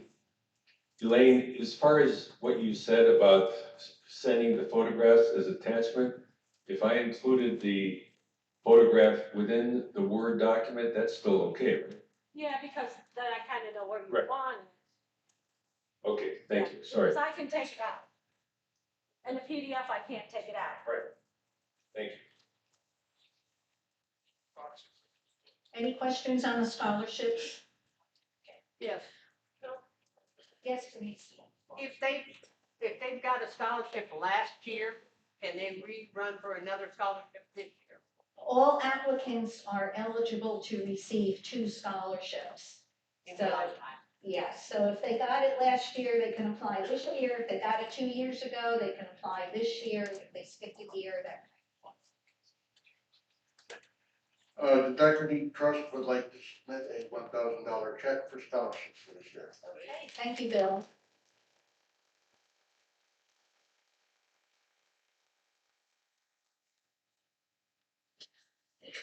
Here we go again. Stand up. I'm trying. It keeps ringing. Some of you know that I am now the self-proclaimed Funkana queen. I had a lot of help, but I coordinated probably 50-some Funkanas toward the end of the year last year. I bought sanctions from another region to put them on. I had people I'm from East Ohio. I had people from East Ohio, West Ohio, Michigan, and the East region come and participate in these Funkanas to further their places in the standings, club and individual. And from the beginning, I stated that I would use this money for scholarships and St. Jude. I have 2 scholarships to present. One is from East Ohio, the other is from West Ohio, $1,000 each, and I also have an $1,100 check for St. Jude's.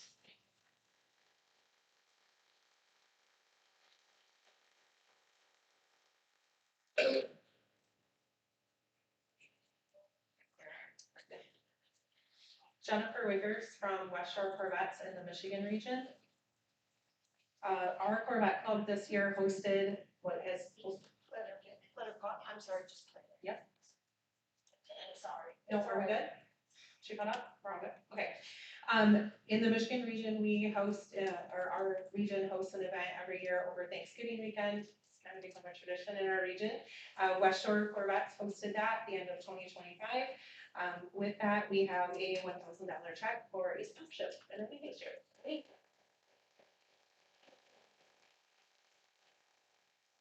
I got a new car. Yep, and the lead got a brand new. Well, it's not brand new, but I got a new car. If you didn't see the picture on Facebook, I had to make an emergency trip away from hosting the event to go check on Chuck and Elaine, who, I don't know, decided that a telephone pole in the ditch on the side of a country road looked good. Yeah. Thankfully, they were both okay, a little shaken up, but they're okay. And yep, there's a brand, well, not brand new apparently, but it's very pretty bride Yukon that came out of it. Lawrence? Yeah, Lauren Lowen, Rocky Mountain region. Check here for St. Jude for $1,000 from Corvettes across the Rockies.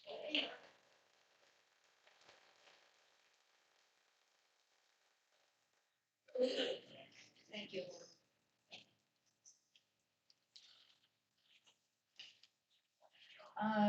Let's see, where did I leave off? 8,000, oh, another one, okay, sorry. Rich Diego from Southeast Region. This year we'll give you a check for $1,000 for the Sue McGee Scholarship.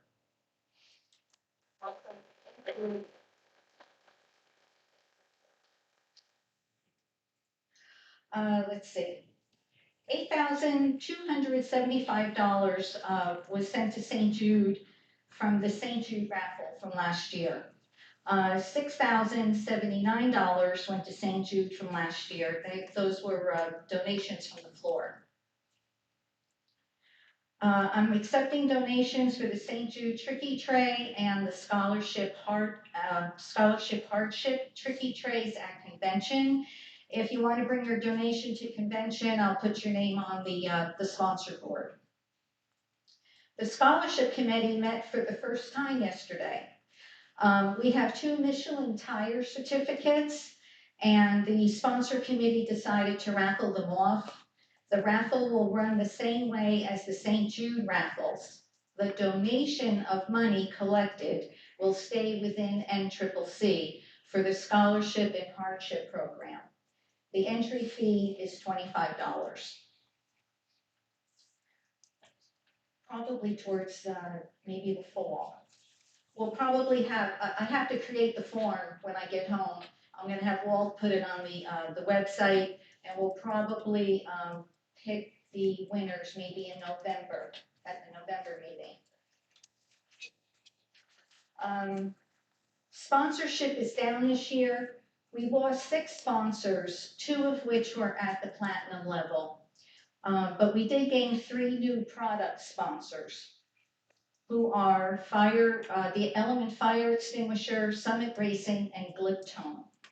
The cash sponsors is at $21,500, and the product sponsors is at $22,607. So the grand total is $44,107.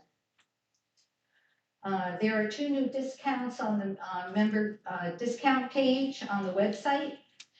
Gliptone is offering 20% off your order, and Summit Racing is offering $50 off a $500 order and $100 off of a $1,000 order. I can't stress enough, please support our sponsors.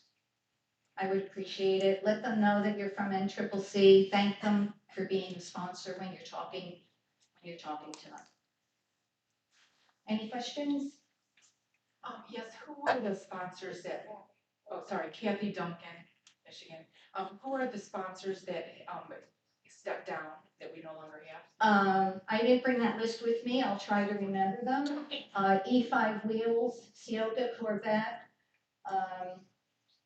Car Capsule, Mid-America, what was that? Vet Lights, and there's one more. Now, Michelin dropped from a cash sponsor down to a product this year. Yeah, we had an issue that the money part didn't hit their budget in time. Unfortunately, Kathy, I can't think of the other one, I'm sorry. Any other questions? Yeah, Fred, you guys, Florida, already. Do the sponsors get any hit ratios from our website to let them know that people are clicking out? They have on their order form, if they're an NCCC member, like if a member calls in an order, on that order that the member is typing in, there is a section there for NCCC if you're a member. So that's how they're keeping track. But they don't check. Go ahead, Walt, because you and I talked about this.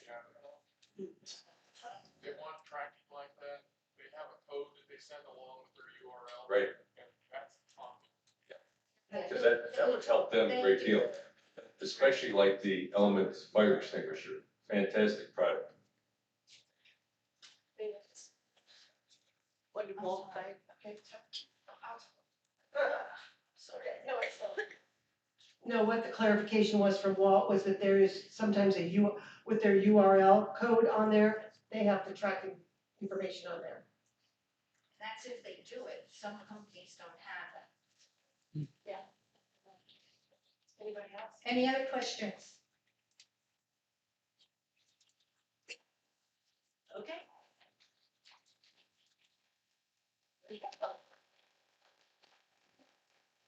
We, cash is really a nice thing, but having the product is really a good thing that we can give away and raffle off here too, so she does an excellent job, and you know, the representatives change a lot, so a lot of times she spends just chasing down to find out who she needs to contact, so.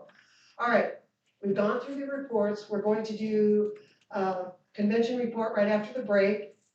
Don't forget to come up and get the reimbursement checks, don't forget 50/50 tickets, shirts in the back with our logo and convention.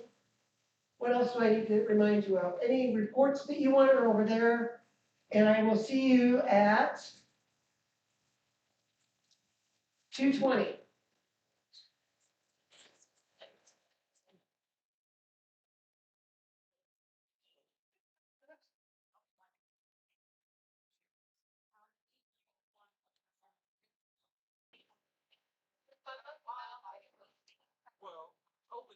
All right, you guys, you ready?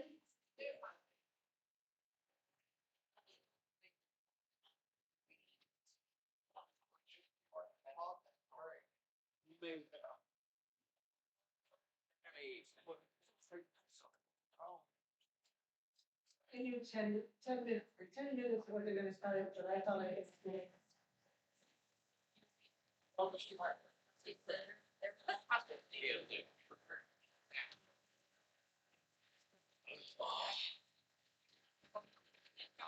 We wait.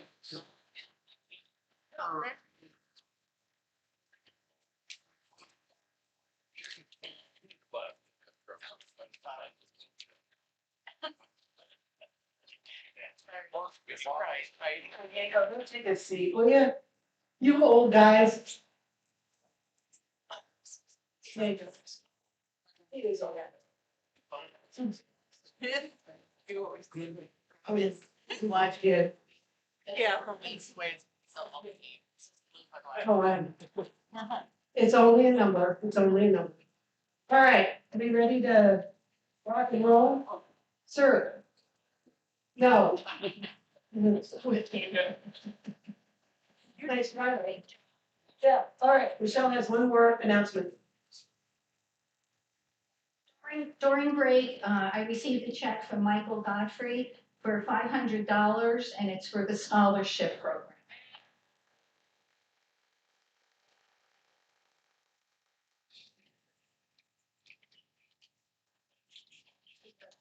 Okay. Do you want Betty to do the numbers first, or are you coming up on? Both sides.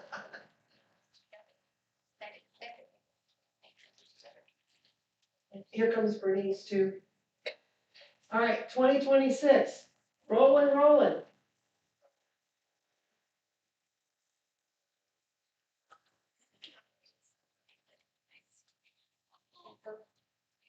While she's meandering,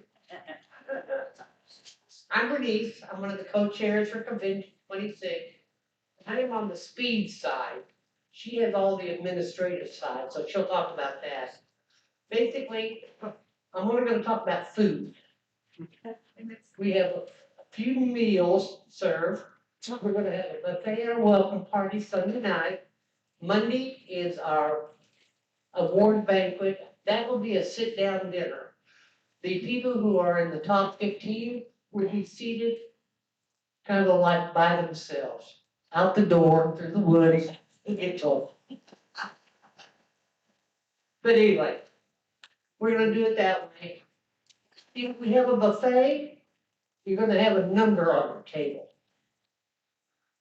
So we're gonna call by number instead of having 52 people come up there all at once, trying to get the mac and cheese.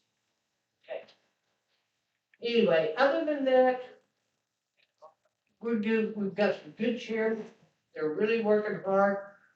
And we're only 30 minutes away from every track. Rather than an hour and a half to 2 hours. So you don't have to get up at, oh, dawn 30, you can get up at 5:30. Anyway, if you have questions, we'll be glad to answer them. Like I say, I've got some good chairs that know what they're doing, high speed, low speed especially. Drags, The drag owner who retired, she's just drag chair. So he knows that track, he better know the track backwards and forward. Other than that, that's all I really have to talk about. Anybody have any questions about it? Thank you.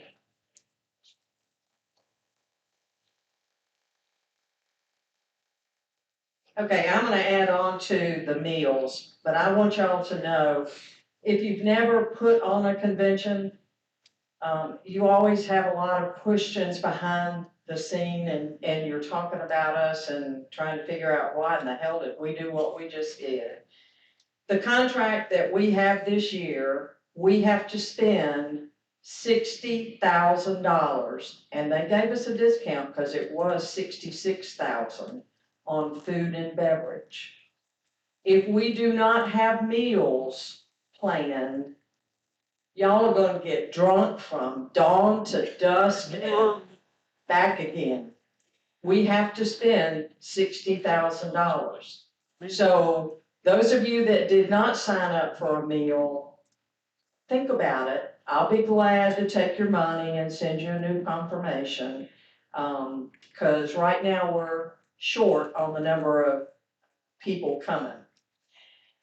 The room nights are the same deal. I'll go through the numbers. The room nights are the same deal. We signed up in the contract for 1,280 rooms. When the contract was originally signed, we were expecting that it was going to be a 7-day convention. Well, it's not. It's going to be 6-day. So we still have to fill those rooms at the hotel. If we get below 80% of filling those rooms, we start giving them money back. They will charge us for the conference space that they are giving us for free with the understanding that we were going to fill the hotel. So just be patient with us and understand that's why we do what y'all call crazy things. So, all right, registration. As we speak, I have 199 people registered, which is not bad considering that we're 21 days into February.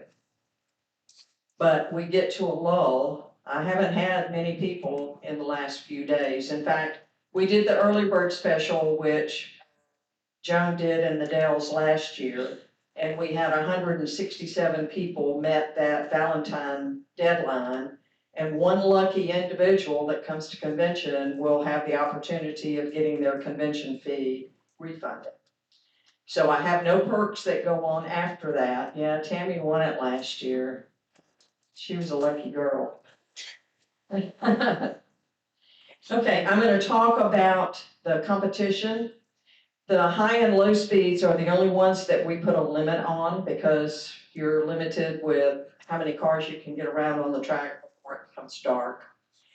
We have 20 openings still left in the high speed event, and we have 33 in the low speed.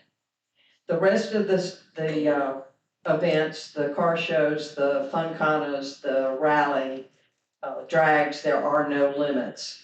But I will tell you one thing that we have learned with the changes in class in the rule book. There's a lot of people that signed up in the wrong class. So what I have done, and I have not gotten to all of the RCDs, but I did a chart that had the people in their region and what class they signed up for the high, low, and the drag events. Because we don't want to order trophies based on inaccurate information. So I have gotten several things back from people, but it's a worrisome thing. But people tend to open up and they see whatever. I'm not going to use you as an example, Gordon, but when you see C7, you say, that's my class. Well, I knew Gordon, never seen him on Group 1 tires, but I know he runs street tires. If you'd gone down a little bit further, the 1S comes after the 1. So that's why I'm going to the RCD. So if your people complain, tell them we're just trying to make sure that we've got them in the right slots. And there are people, up until a week ago, Renee didn't have a valid high-speed license. So it's expiring before convention, so I'm sure the RCDs will get caught up on all of it. I just got a jump start on them, and there are quite a few people that, some of them have not gotten a high-speed license, so they've got 4 more months to work towards qualifying for it, so. And then the last thing that I'm gonna close on is the tour support was out of this world. We have filled up the Corning Glass Tour. We have filled up the Niagara Falls. We have filled up the Thousand Island. We are lacking, our winos didn't show up. We only have 12 people signed up for the wine tour. But glad to add anybody on there. And we do have a pretty good crowd going to Cooperstown. Not to steal Debbie's thunder, but Debbie went out to Thousand Island and said, can we get another boat? Because we knew we could get another bus, but it didn't help to have a bus if you couldn't get people on the boat. We have 35 people right now that are on standby that I will be notifying that there is a spot for them for Thousand Island. We are working on the other tours to try to figure out what to do. But when you're working with a bus company that has 38 passenger, 50 and 56, and they all run about $2,000, it does not pay to get another, even a 38 person bus if you're only putting 10 people on it. So Debbie's getting real creative, trying to find other alternatives for us, but encourage people, don't not register because the tour is full. We're doing everything we can to try to get everybody that wants to tour to be able to do it. So any questions or comments? I am taking registration right now, so get on your computers. The price break goes into effect, the new price will go in April 1st, so don't let that deadline catch you.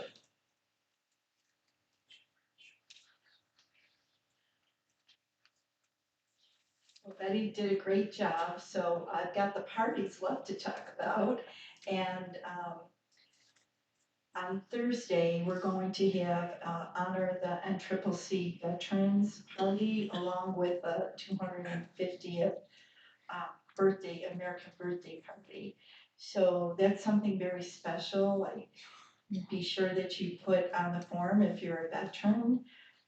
So that is one of the parties. We have a pool party where you will get a free root beer or Coke float. And then we also have the welcome party, and that is a band from Syracuse. I've listened to them several times, and I think you'll really enjoy them. So that's on the party end of it. Does anybody have any questions for us that they have on anything? Well, thank you for those who have registered to come. We really appreciate it, and I hope we have more coming and we'll have a great time. So thank you, everybody.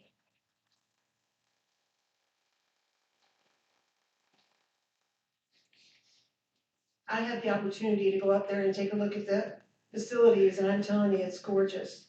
And this facility where they're having the high and low speed, the high speed it's a road track. Probably won't get up to 160 miles an hour because there's a lot of up and down and around going on, but it's really one track. The owner took me around it and I didn't even get sick. So it's even better, you know? And the low speed, they have an area that they can block, they can cut the course shorter. So you're going to still be on the same track, just shorter. So when you're there, you get to leave your vehicle if you want to in their area. So you don't have to drag it both ways, even though only half an hour, it's still nice to be able to leave it there and come back and regroup. So gorgeous, it should be a lot of fun. How much money do you have, Dale? $339 to the winner. So, all right. Don't bother to buy tickets. I got mine. We're all good. So, who's next?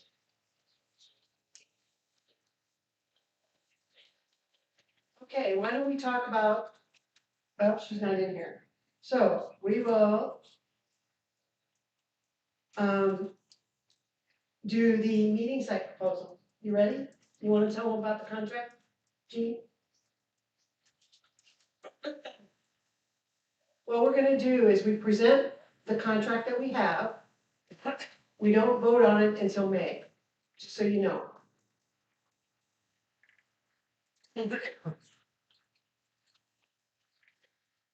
Right. So I will be if we sign this contract, it will be signed after the governor's meeting, after the May meeting's governor's meeting on Saturday. So you know what the timing is. Well, this is a nice site, okay? We all kind of know it is a nice site. Yeah, sure, maybe there's another better site somewhere, but right now this is a kind of a nice site. But one of the really nice advantages is this facility does allow us to not only have a hospitality party and, you know, NCCC's always had a reputation for a good hospitality party. But we can bring in our own food. That's very unusual. And we can bring in our own beverages, including alcohol, and that's very unusual. So as you go through things, there are advantages and disadvantages to any location that we look at. We had not put this out to a different bid right now. This is right now what we've got in from this convention, from this hotel. So you want to know what the room rates are. And let's see, one thing I have to do is take my glasses off because I can't read with them. I need them for driving. Okay, so currently for our hotel room, we're paying $135. That would be, pardon me. For this year, we're paying $132. Next year, for 2027, it goes to $135. And next year, we're still at this location.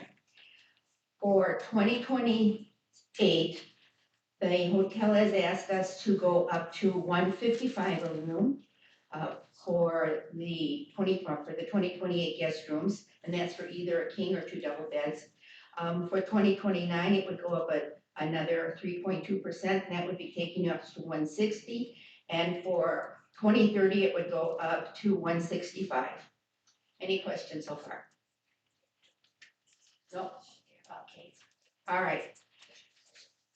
For the meeting rooms, this hotel facility has charges for 2025, this year, 2026, and next year, 2027, $1,200. That's for all of those rooms that we have down in that lower center area. For 2028, this contract takes us from $1,200 to $1,800. That's a $600 increase for that year. For the following year, it's an 11% increase going up to, going up to $2,000. And for the following year, 2030, the room they'd like to charge us for is $2,200. That's for the 2 nights, that's for the both nights. Any questions? Yeah. Can you go to the, thank you.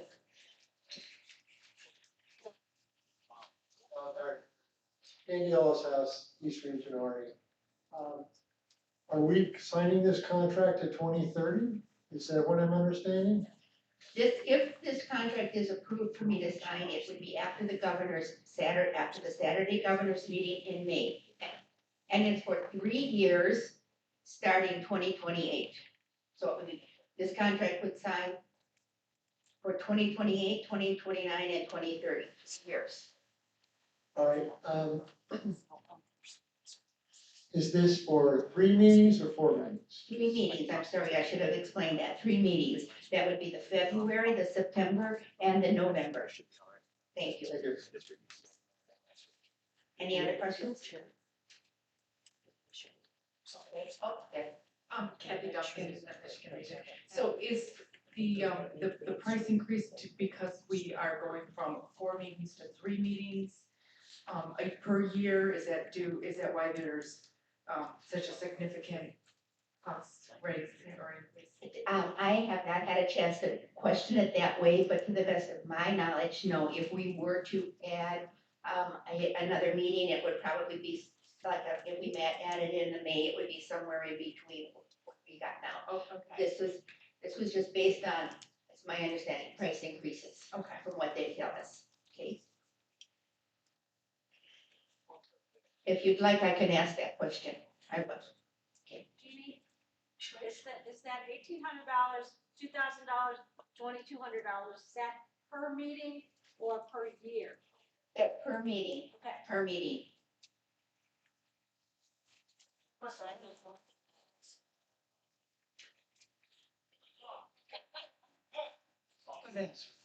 Rich and Janet, Southeast Region. How many room nights are we on the book for? We are, the block would hold, just a second, 60 and 40, 60 on Friday and 40 on Saturday. Compared to where we're at right now? Yes.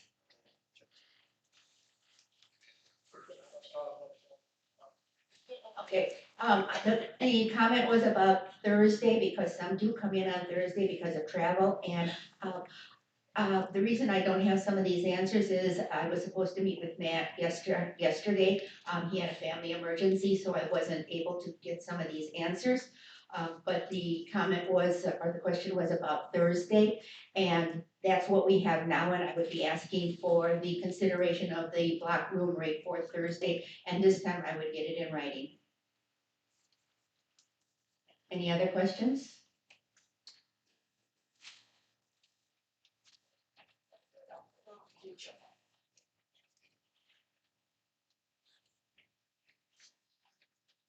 So just keep in mind, if you want to attend, we will be voting on this next time. We just wanted you to be aware of where we were and that we did ask the hotel for 3 in-person meetings here. Okay? All right, so do you want to do budget? More numbers, you know. Yeah, she did. She loves to talk numbers.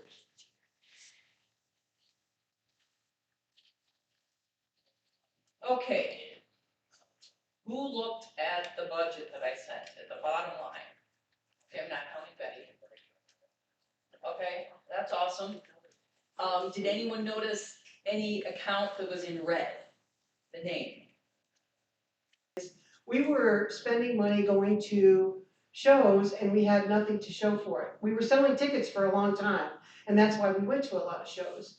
And now we aren't selling tickets for a car raffle or anything.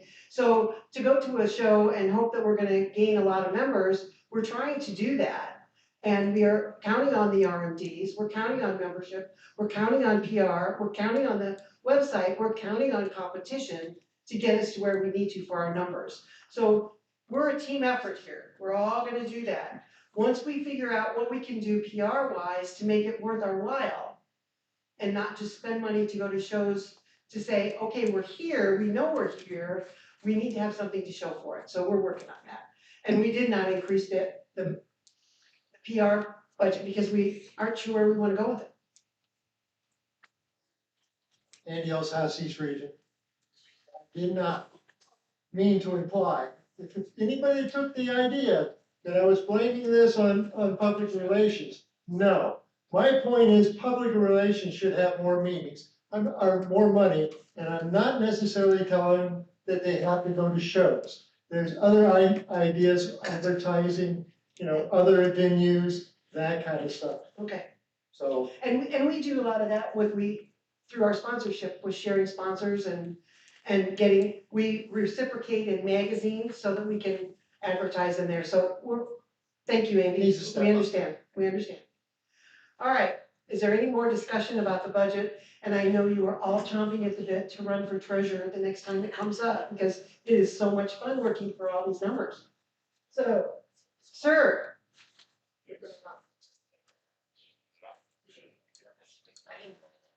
John Bird, West Region, over to Four States Events. A couple things, nice job on the budget, very simple to understand. Basically revenue's up, we've increased, expenses are flat, and there's some risk and assumption that you shared. My one recommendation is list at the bottom of the budget, hey, these are my risks and assumptions, so people aren't surprised later, because I think you laid it out, but we'll forget 5 minutes from now. because that's really what happens on this sort of thing. You know, and look, as far as like PR side, I believe this my whole life. I've had businesses all over the country, hundreds of different cities, and what I have learned is these are local issues, and if you want to drive your membership, it starts at the local level. Now, I do think we could do something as NCCC and put out, hey, these are best practices. This is what works across the country. Here's some things we've tried. A lot of times we call it like a toolkit of ideas and thoughts. That would be something we should do, and kind of pool our resources and thoughts on that. But I know it's a local connection. That is where you're going to get that person that you meet. Sometimes at the Home Depot, sometimes shows up at a show, sometimes like we downtown Joplin sometimes, and like a third Thursday thing, the whole town turned out. But it's always those local connection type things that's going to drive the membership. I believe that heart and soul. So just a thought. I agree, and I think that we have a lot of opportunity. We talked about this, and I think you talked about it in your meetings a little bit too, to share what works in your region, in your regional reports. You know, if you're doing, I understand mystery rallies or mystery tours where people show up and don't know where they're gonna end up. Seems to be a lot of fun because we do a lot of driving and dining. So why not do, you know, that kind of a thing that maybe somebody will say, oh, hey, where are you going? Why don't I bring my friend? I mean, I don't know if you need to drive a Corvette all the time. It's kind of cool to see all the Corvettes together doing that. But, you know, I think in the regional reports, maybe we could do a better job of sharing what works in your region and what people turn out for, so that we can increase that. With that said, is there any more discussion about the budget? Do we have approval? Sir? Second. Richard Diego, approver? One more, second. All those in favor? Any opposed? Yeehaw, we have a budget. Yeah, all right, so, we ready to move on to new business? And George has some items to discuss.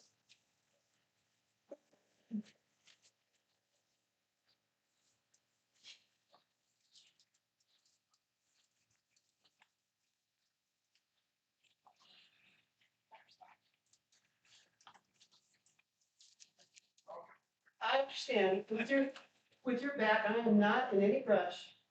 Just don't want you to fall down.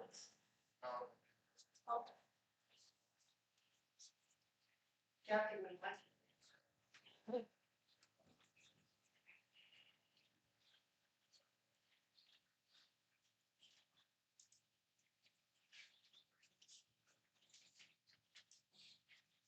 So, as I mentioned earlier, we have these rules that we'd like to bring forward, standing rule change proposals that we'd like to bring forward today. So. Can you hear it? Everybody can hear it. So, to that point, I need Ellen and Amy Strong to actually read the proposals into the record. So we'll start by going one at a time. So Andy, if you'd like to go ahead with the first one. This is standing rule 20, or standing rule change request 2025-001-B1. It's under awards, under section 5, it's a new. The rule states, assessments. In order to finance the national competition awards, starting January 1st, 2027, clubs holding national sanction events will be assessed 25 cents per sanction, per member per sanction.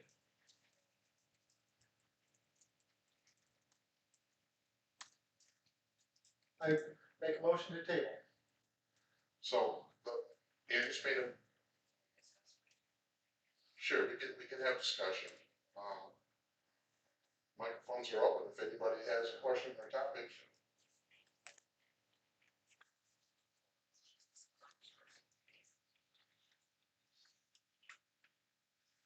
Linda Fairland, West Region, I don't know what else is treasurer. So I'm speaking as a member, not as a treasurer, but it's in my logic. I asked how this was going to be managed and controlled, and George couldn't specifically answer that because there are a lot of details to be ironed out to make sure that every person Every person who puts on an event has some kind of documentation, knows how many people there are, the money is remitted, the treasurer they remitted to knows that they got what they were supposed to. So that in the end, you don't have some clubs who, number one, know what they're doing, turn in their money, other clubs who aren't in the loop and don't have good people who can keep track of things, they don't turn in the money or they don't turn in all the money, where it becomes something that's unfair and that's not applied across the board evenly. And I think those things need to be ironed out and figure out who's the gatekeeper of this, who's gonna keep track, is it the RMD, is it the region treasurer? Who's gonna be that person and what documentation and paperwork are we gonna have to make sure it happens fairly? So Andy's not on the microphone, but I will preface what I think Andy might say with the fact that several regions already have sanction fees. Michigan does, East does, it actually works pretty smoothly, there's others. Southwest have it, and there's a question to that. So West Ohio does too. So precedent is there. We just gotta figure out how to do it at the national level. I think the idea is that regions will continue with the national section, then at the end of the year, just send the check out.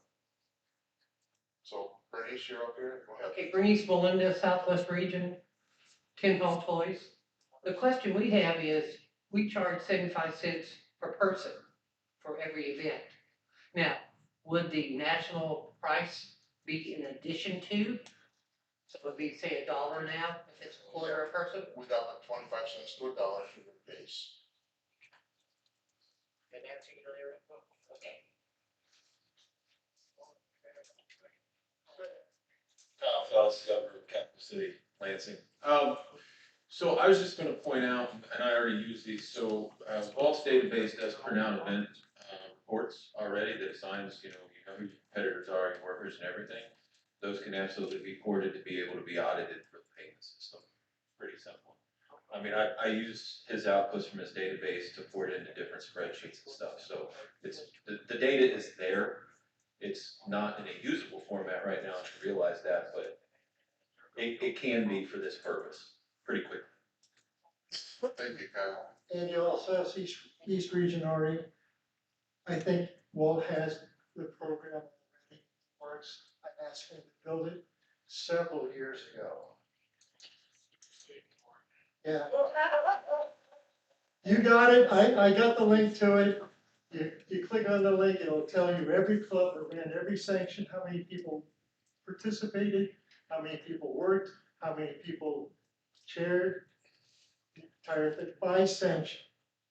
Okay, so it's very easy to manage and figure out what clubs are what. Now, if you borrow a sanction, you go to the club that borrowed the sanction, the club's now responsible. Okay? It's Like that's gonna happen. Ed Castle, Midwest Region. Just a clarification, I'm not quite sure if we're talking about sanctions assessed to a club or sanctions used by a club.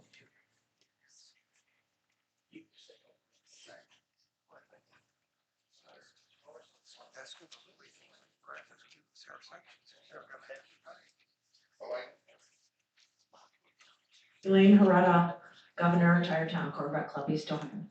The way East Ohio has done it, and I've been in over 5 years, we pay a sanction fee to use a sanction in the region.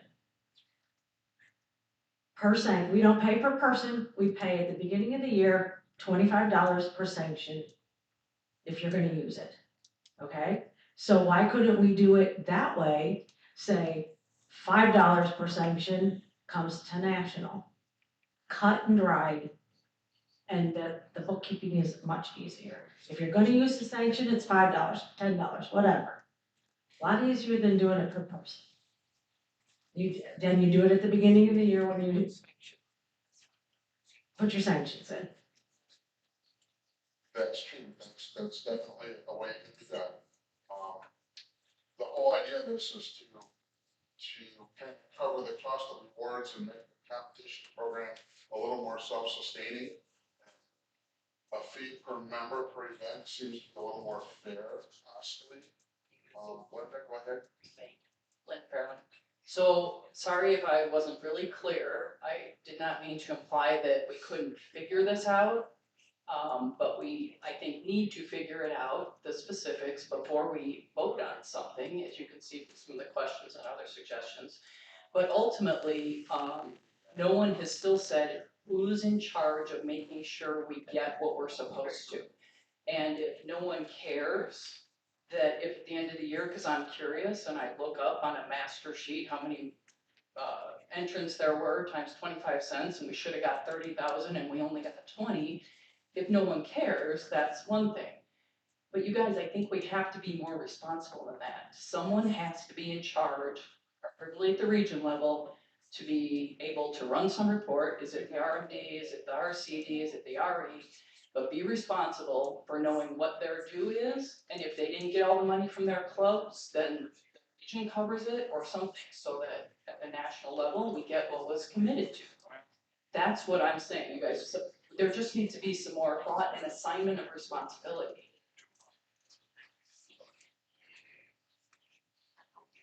Yeah, we're at that point just now that this should be the RCDs, that keep track of that. It's already mentioned, Walt's database calculates all that for us. And it's not a whole lot of guesswork from what I can see from what Andrew was showing with Walt's program. Yes? I'm waiting for Rita's fingers to stop moving. And she knows my name, Veronica Doyes, RMD Florida Region. I have two things. One of them is tapping on the comment over there. I'm just curious, are we gonna be charging for the workers too? Okay, good. And then going on what Linda was saying, RCD would obviously be the one that's gonna be tracking it because they can see the results coming in, they're approving them. Maybe even making up the sheet, okay, your club needs to send XYZ amount of money.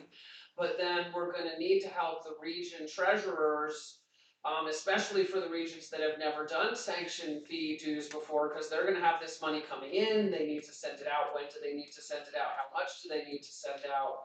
And so I think it's just something that we should really define, and then what if the RCD doesn't track it and the treasurer doesn't send it, what then? So I know in the rules right now, we have, like, if you don't get your results in by this date, your club loses their points. If you don't get them in by that date, your region loses your points. If we're gonna make it monetary, that should be in there as part of that, and points go away if you're not paying your fees. And I'm not saying I'm necessarily, in favor of all of this, but if you're going to do it, make it trackable and accountable.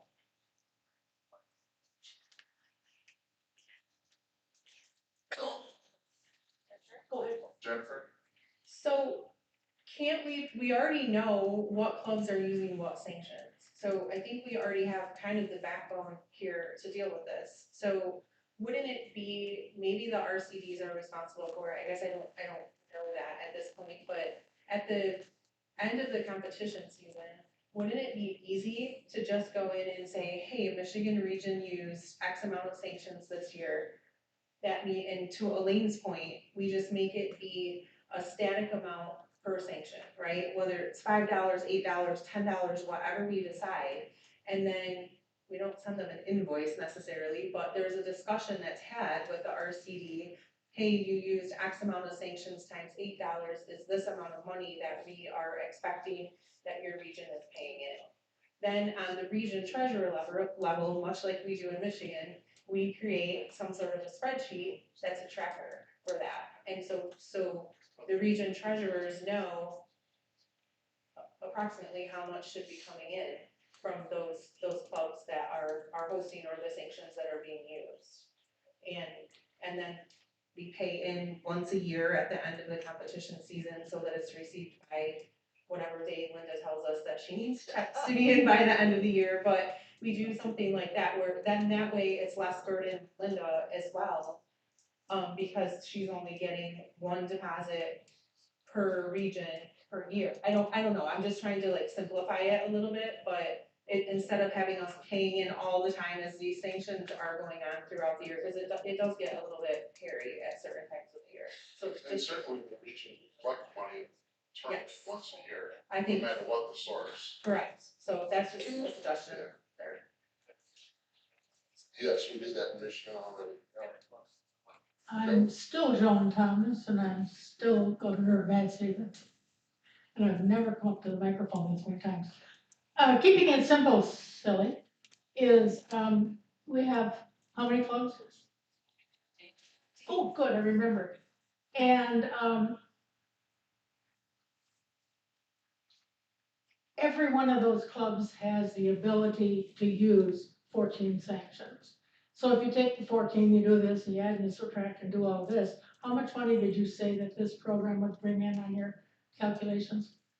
By person, by event, the Yeah. money came out to be approximately $15,000 based on 2-year-old participation.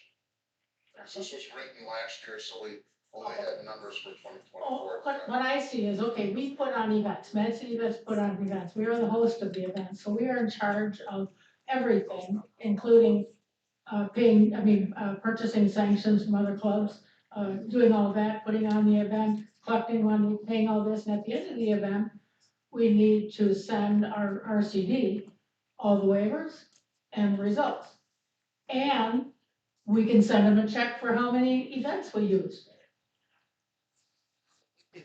And it doesn't matter. You send them $10 for each event, send them $140 along with it. Well, I am. You know, so that way it's just, or if you want to do it 25 cents or whatever, is that we need to send it all to the RCD and let the Well, RCD handle we it. can certainly vote this down when it comes up, maybe we write it that way. Okay. Today it's written. Okay. I appreciate this government choice. Where's still in our region. This might have been discussed already, but from a budget standpoint, would it be easier to budget at our sanction fee and trying to anticipate how many entrants we're going to have during the years? Yeah, But the budgeting for the awards, that's the purpose of this, like this money for the awards. You got a budget for these awards, so would it be easier for the budget based on sanction fee rather than how many entrants you're gonna get?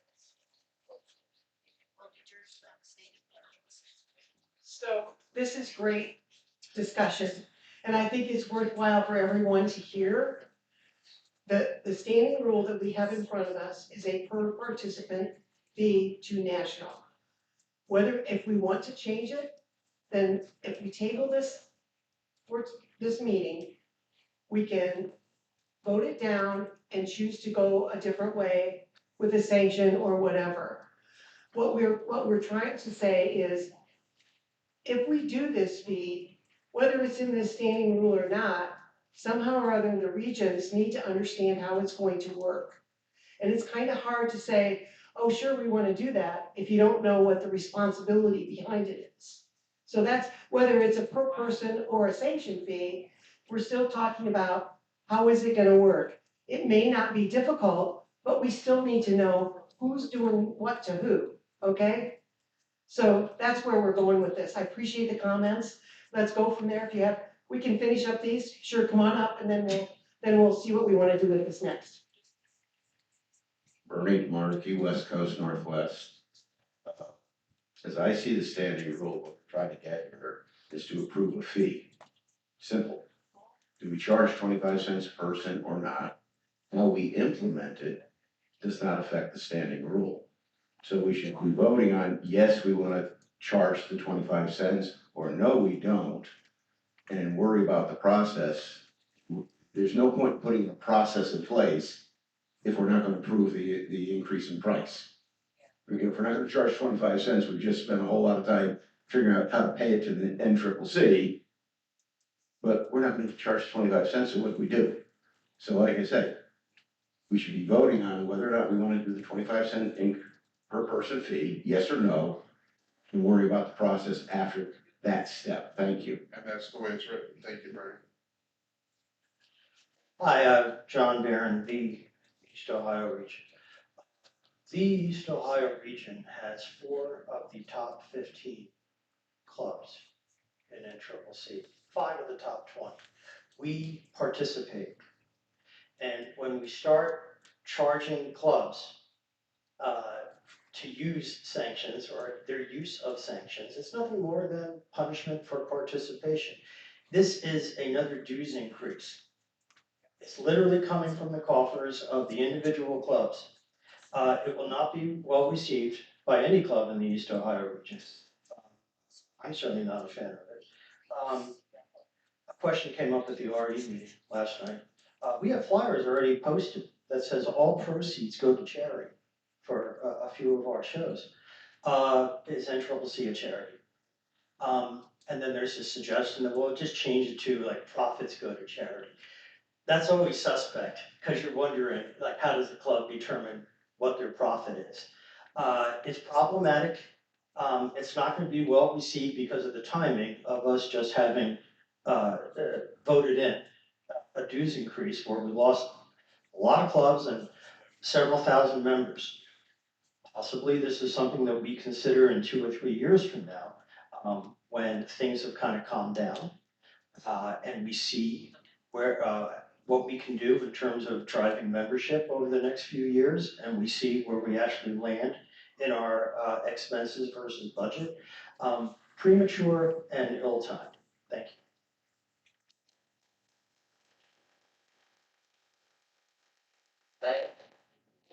Yeah, so listening to this and asking about the, how it would function, I had 2 comments. One, budgets aren't supposed to be easy, they're supposed to be in reality, so just because we have a certain number of sanction money and you can tie a number to it, I mean, I guess if you wanna make that work, that's fine, but that's not reality. The other thing is that if board would provide us with a way to take online payments, you can just take your payment off the top there, process it, which would make the process even easier. So something else to think, when a competitor registers, the fee automatically would go into the coffers that way. Okay. And as a reminder, the driving force of this was to try to help with the budget shortfall. I mean, it was just a suggestion to try to help.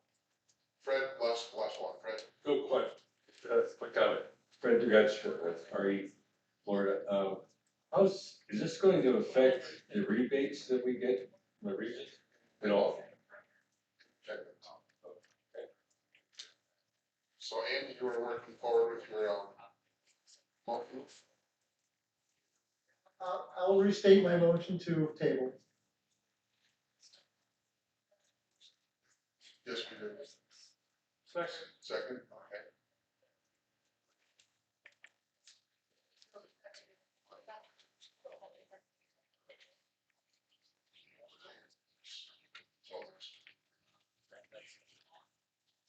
So we'll get any kind of news back to the city. So I think at this point, I vote on tabling this motion. So all in favor of tabling this motion until next meeting? Opposed? Okay, table. So that was 1 of 3. Y'all gonna hate me by the time we're done tonight. I said tonight too. All right, this is under membership. This is standing rule 2026-002, version 1. This is a standing rule request. Right now, the standing rule states, this is for Article 2, 4, and 5 of membership. Article 2, patches and decals will be distributed to a new first-time NCCC member only. This stated March 81 and September 2018. That is the existing rule. The existing rule number 4 Lifetime members receive a certificate indicating lifetime status and a NCCC patch with a gold background that was dated November 1981. Existing rule number 5, or lifetime members will issue a permanent membership card for NCCC purposes. The proposed change order is Article 2. Decals will be distributed to new first-time NCCC members. Article 4.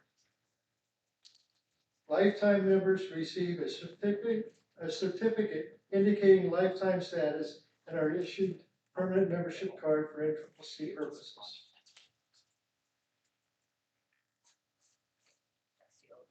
And actually, existing rule number 4 would be deleted altogether. We're combining existing 4 and 5 into 4, just a combination sentence. And all we're doing on number 2 is taking the patches out, because we don't do patches anymore. So really, it's clean up and remove patches that we don't need. There's nothing really in here at all. So I make a motion to vote on this. So any discussion?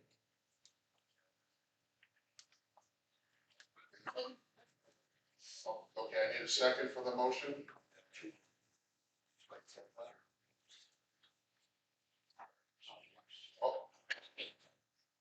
Oh, we already have a second, sorry.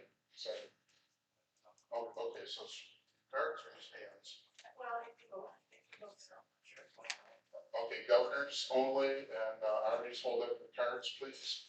All in favor of moving forward with this motion? Just raise your hands. Okay, and all opposed, please? Looks like the motion passes, thank you. So now we have, that was easy, one more. And this one's different. I love these letters. This is standing rule change request SR-2025-015-V1.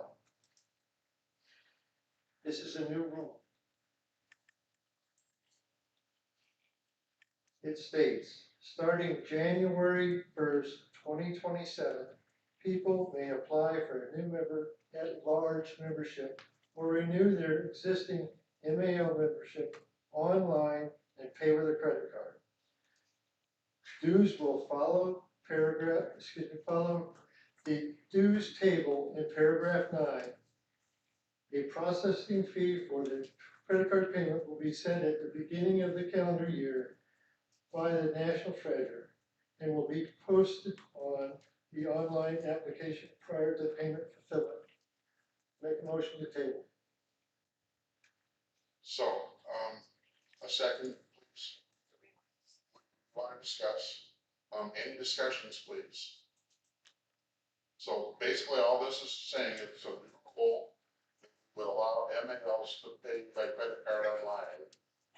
No one's already up to say it, but we don't have a mechanism for that yet.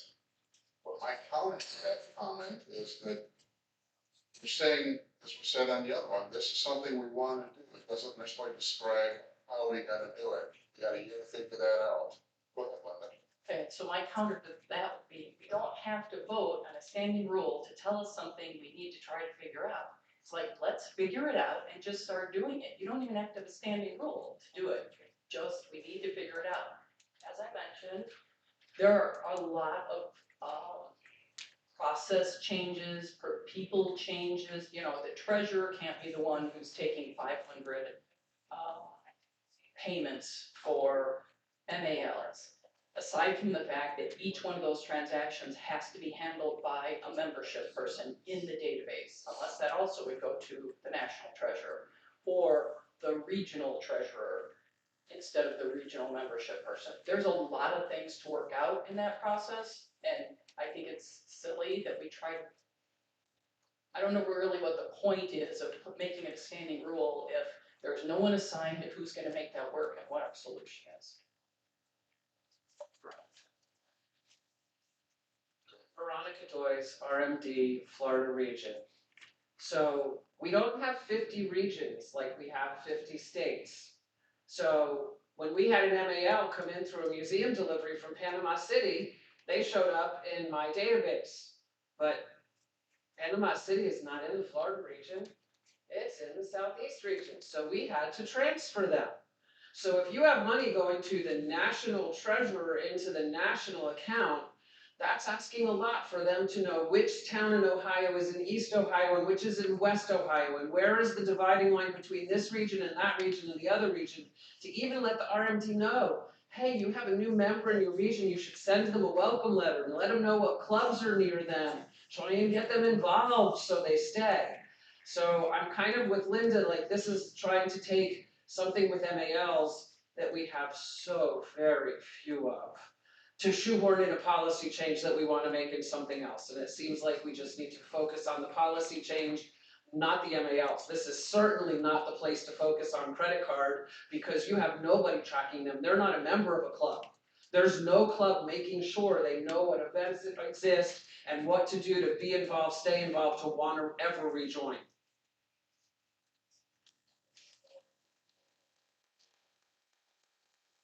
Andy Ellis, Southeast Region RA. Currently, today, we have an application online, right? That application is filled out, it goes to you, right? When they lick a stamp and write an envelope and address it, it gets mailed to Bowling Green. And then who picks it up? From Bowling Green, how do you get it? Go to the mailbox? Okay. So the only thing we're proposing here is simple. You go to the website, you look at the application, you fill out the application, and oh, by the way, you're paid by a credit card. You get a notification that the money came in, you get a notification of who paid, how much they paid, and where they live, and their whole address and stuff. It's not brain surgery.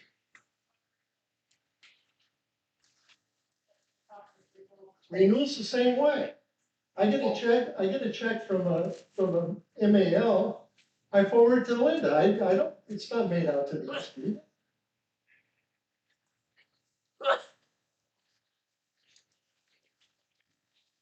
John Hurd, West Region, Chocolate Four States, Governor. I would make a motion to vote the change of this bylaws. Well, we have a motion on the table. So.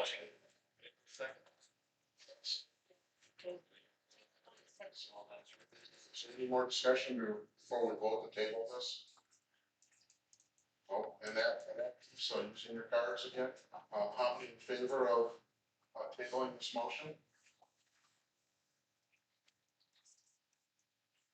Opposed? All right, motion tabled.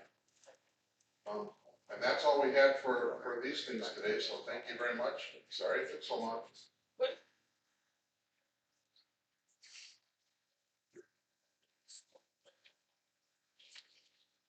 Okay, having some fun now, aren't we?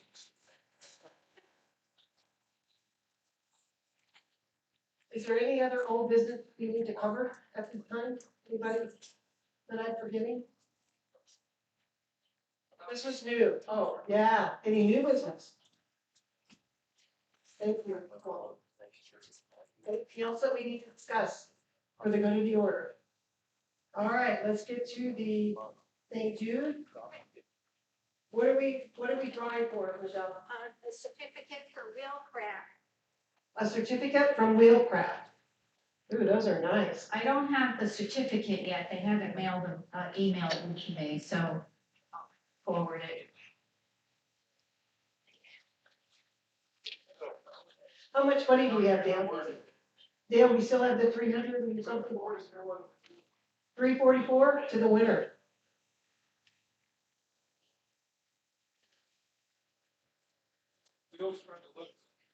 Okay, this is for the Wheelcraft.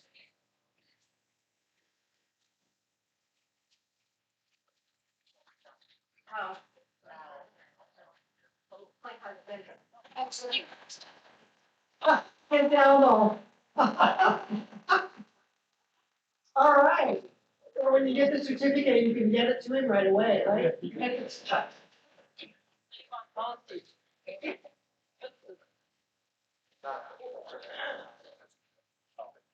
Okay, so now we're gonna do 50-50.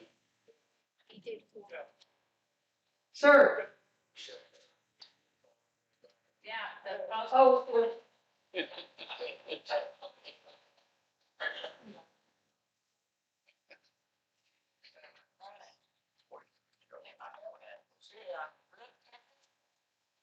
Seven, 5, 6, 1, 0, 3.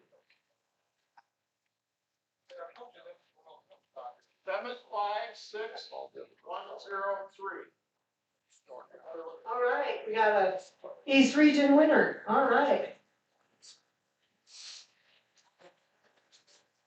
Well, you can't say that anymore. Say the name. John Borsick from the East Region. I need a number between.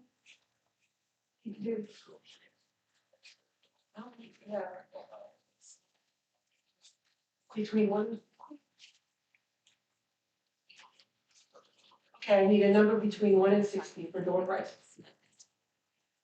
Okay. As soon as we get them spread out, we'll do it.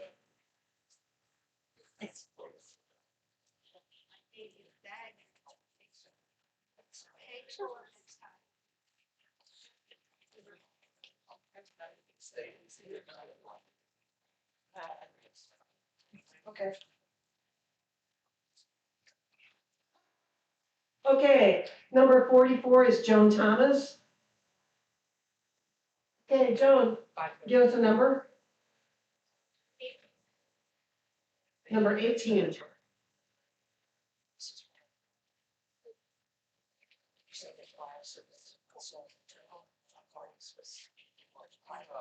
Somebody have 18? Betty Parks. Yeah.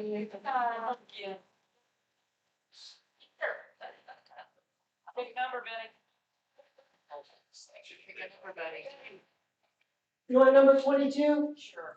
Okay. Number 22.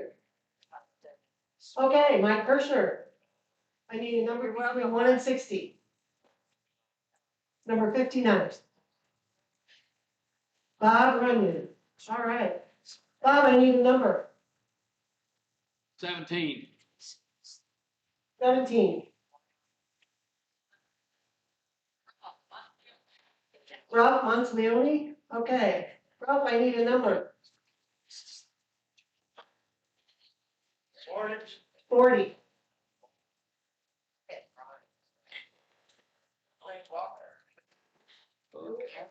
Norman Walker? Hi. Get over here. Norman, I need a number. 26. 26. Bob Williams.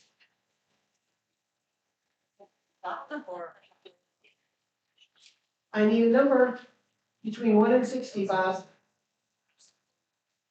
49?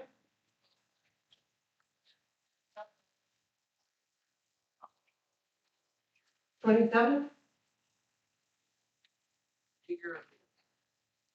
Chris Milton. No. Yay. A number. 13. 13.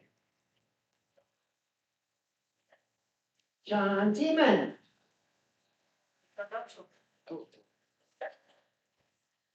We need a number. That's you, John. Pick a number. 1. Number 1. Paul Clausen. Pick a number, Paulie. 35. Becky Graves. All right. 30.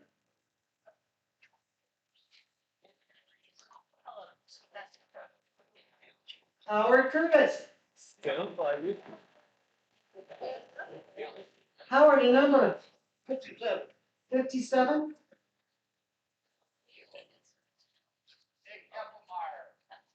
Nick Heffelmeyer. Just clean it up. Yeah, what's going on over here? 59. Well, they already called 59, I think. We have 55. 55? Kyle. Hey, right here. Well, that next number's gonna be 54 then. Okay.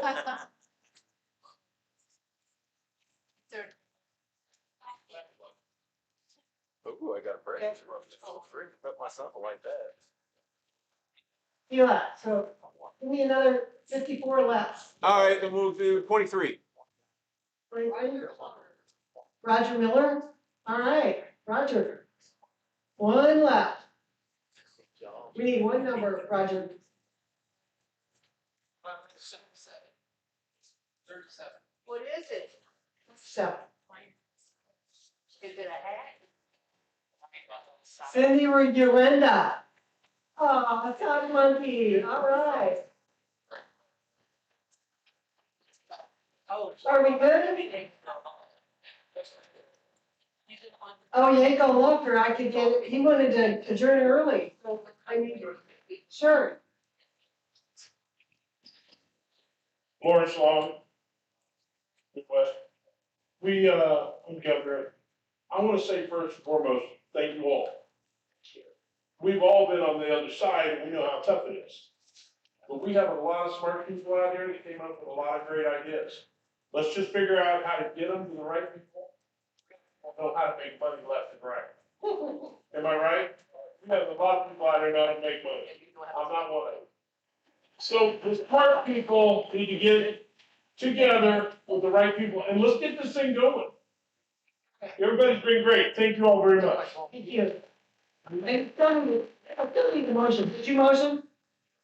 He- And Joan.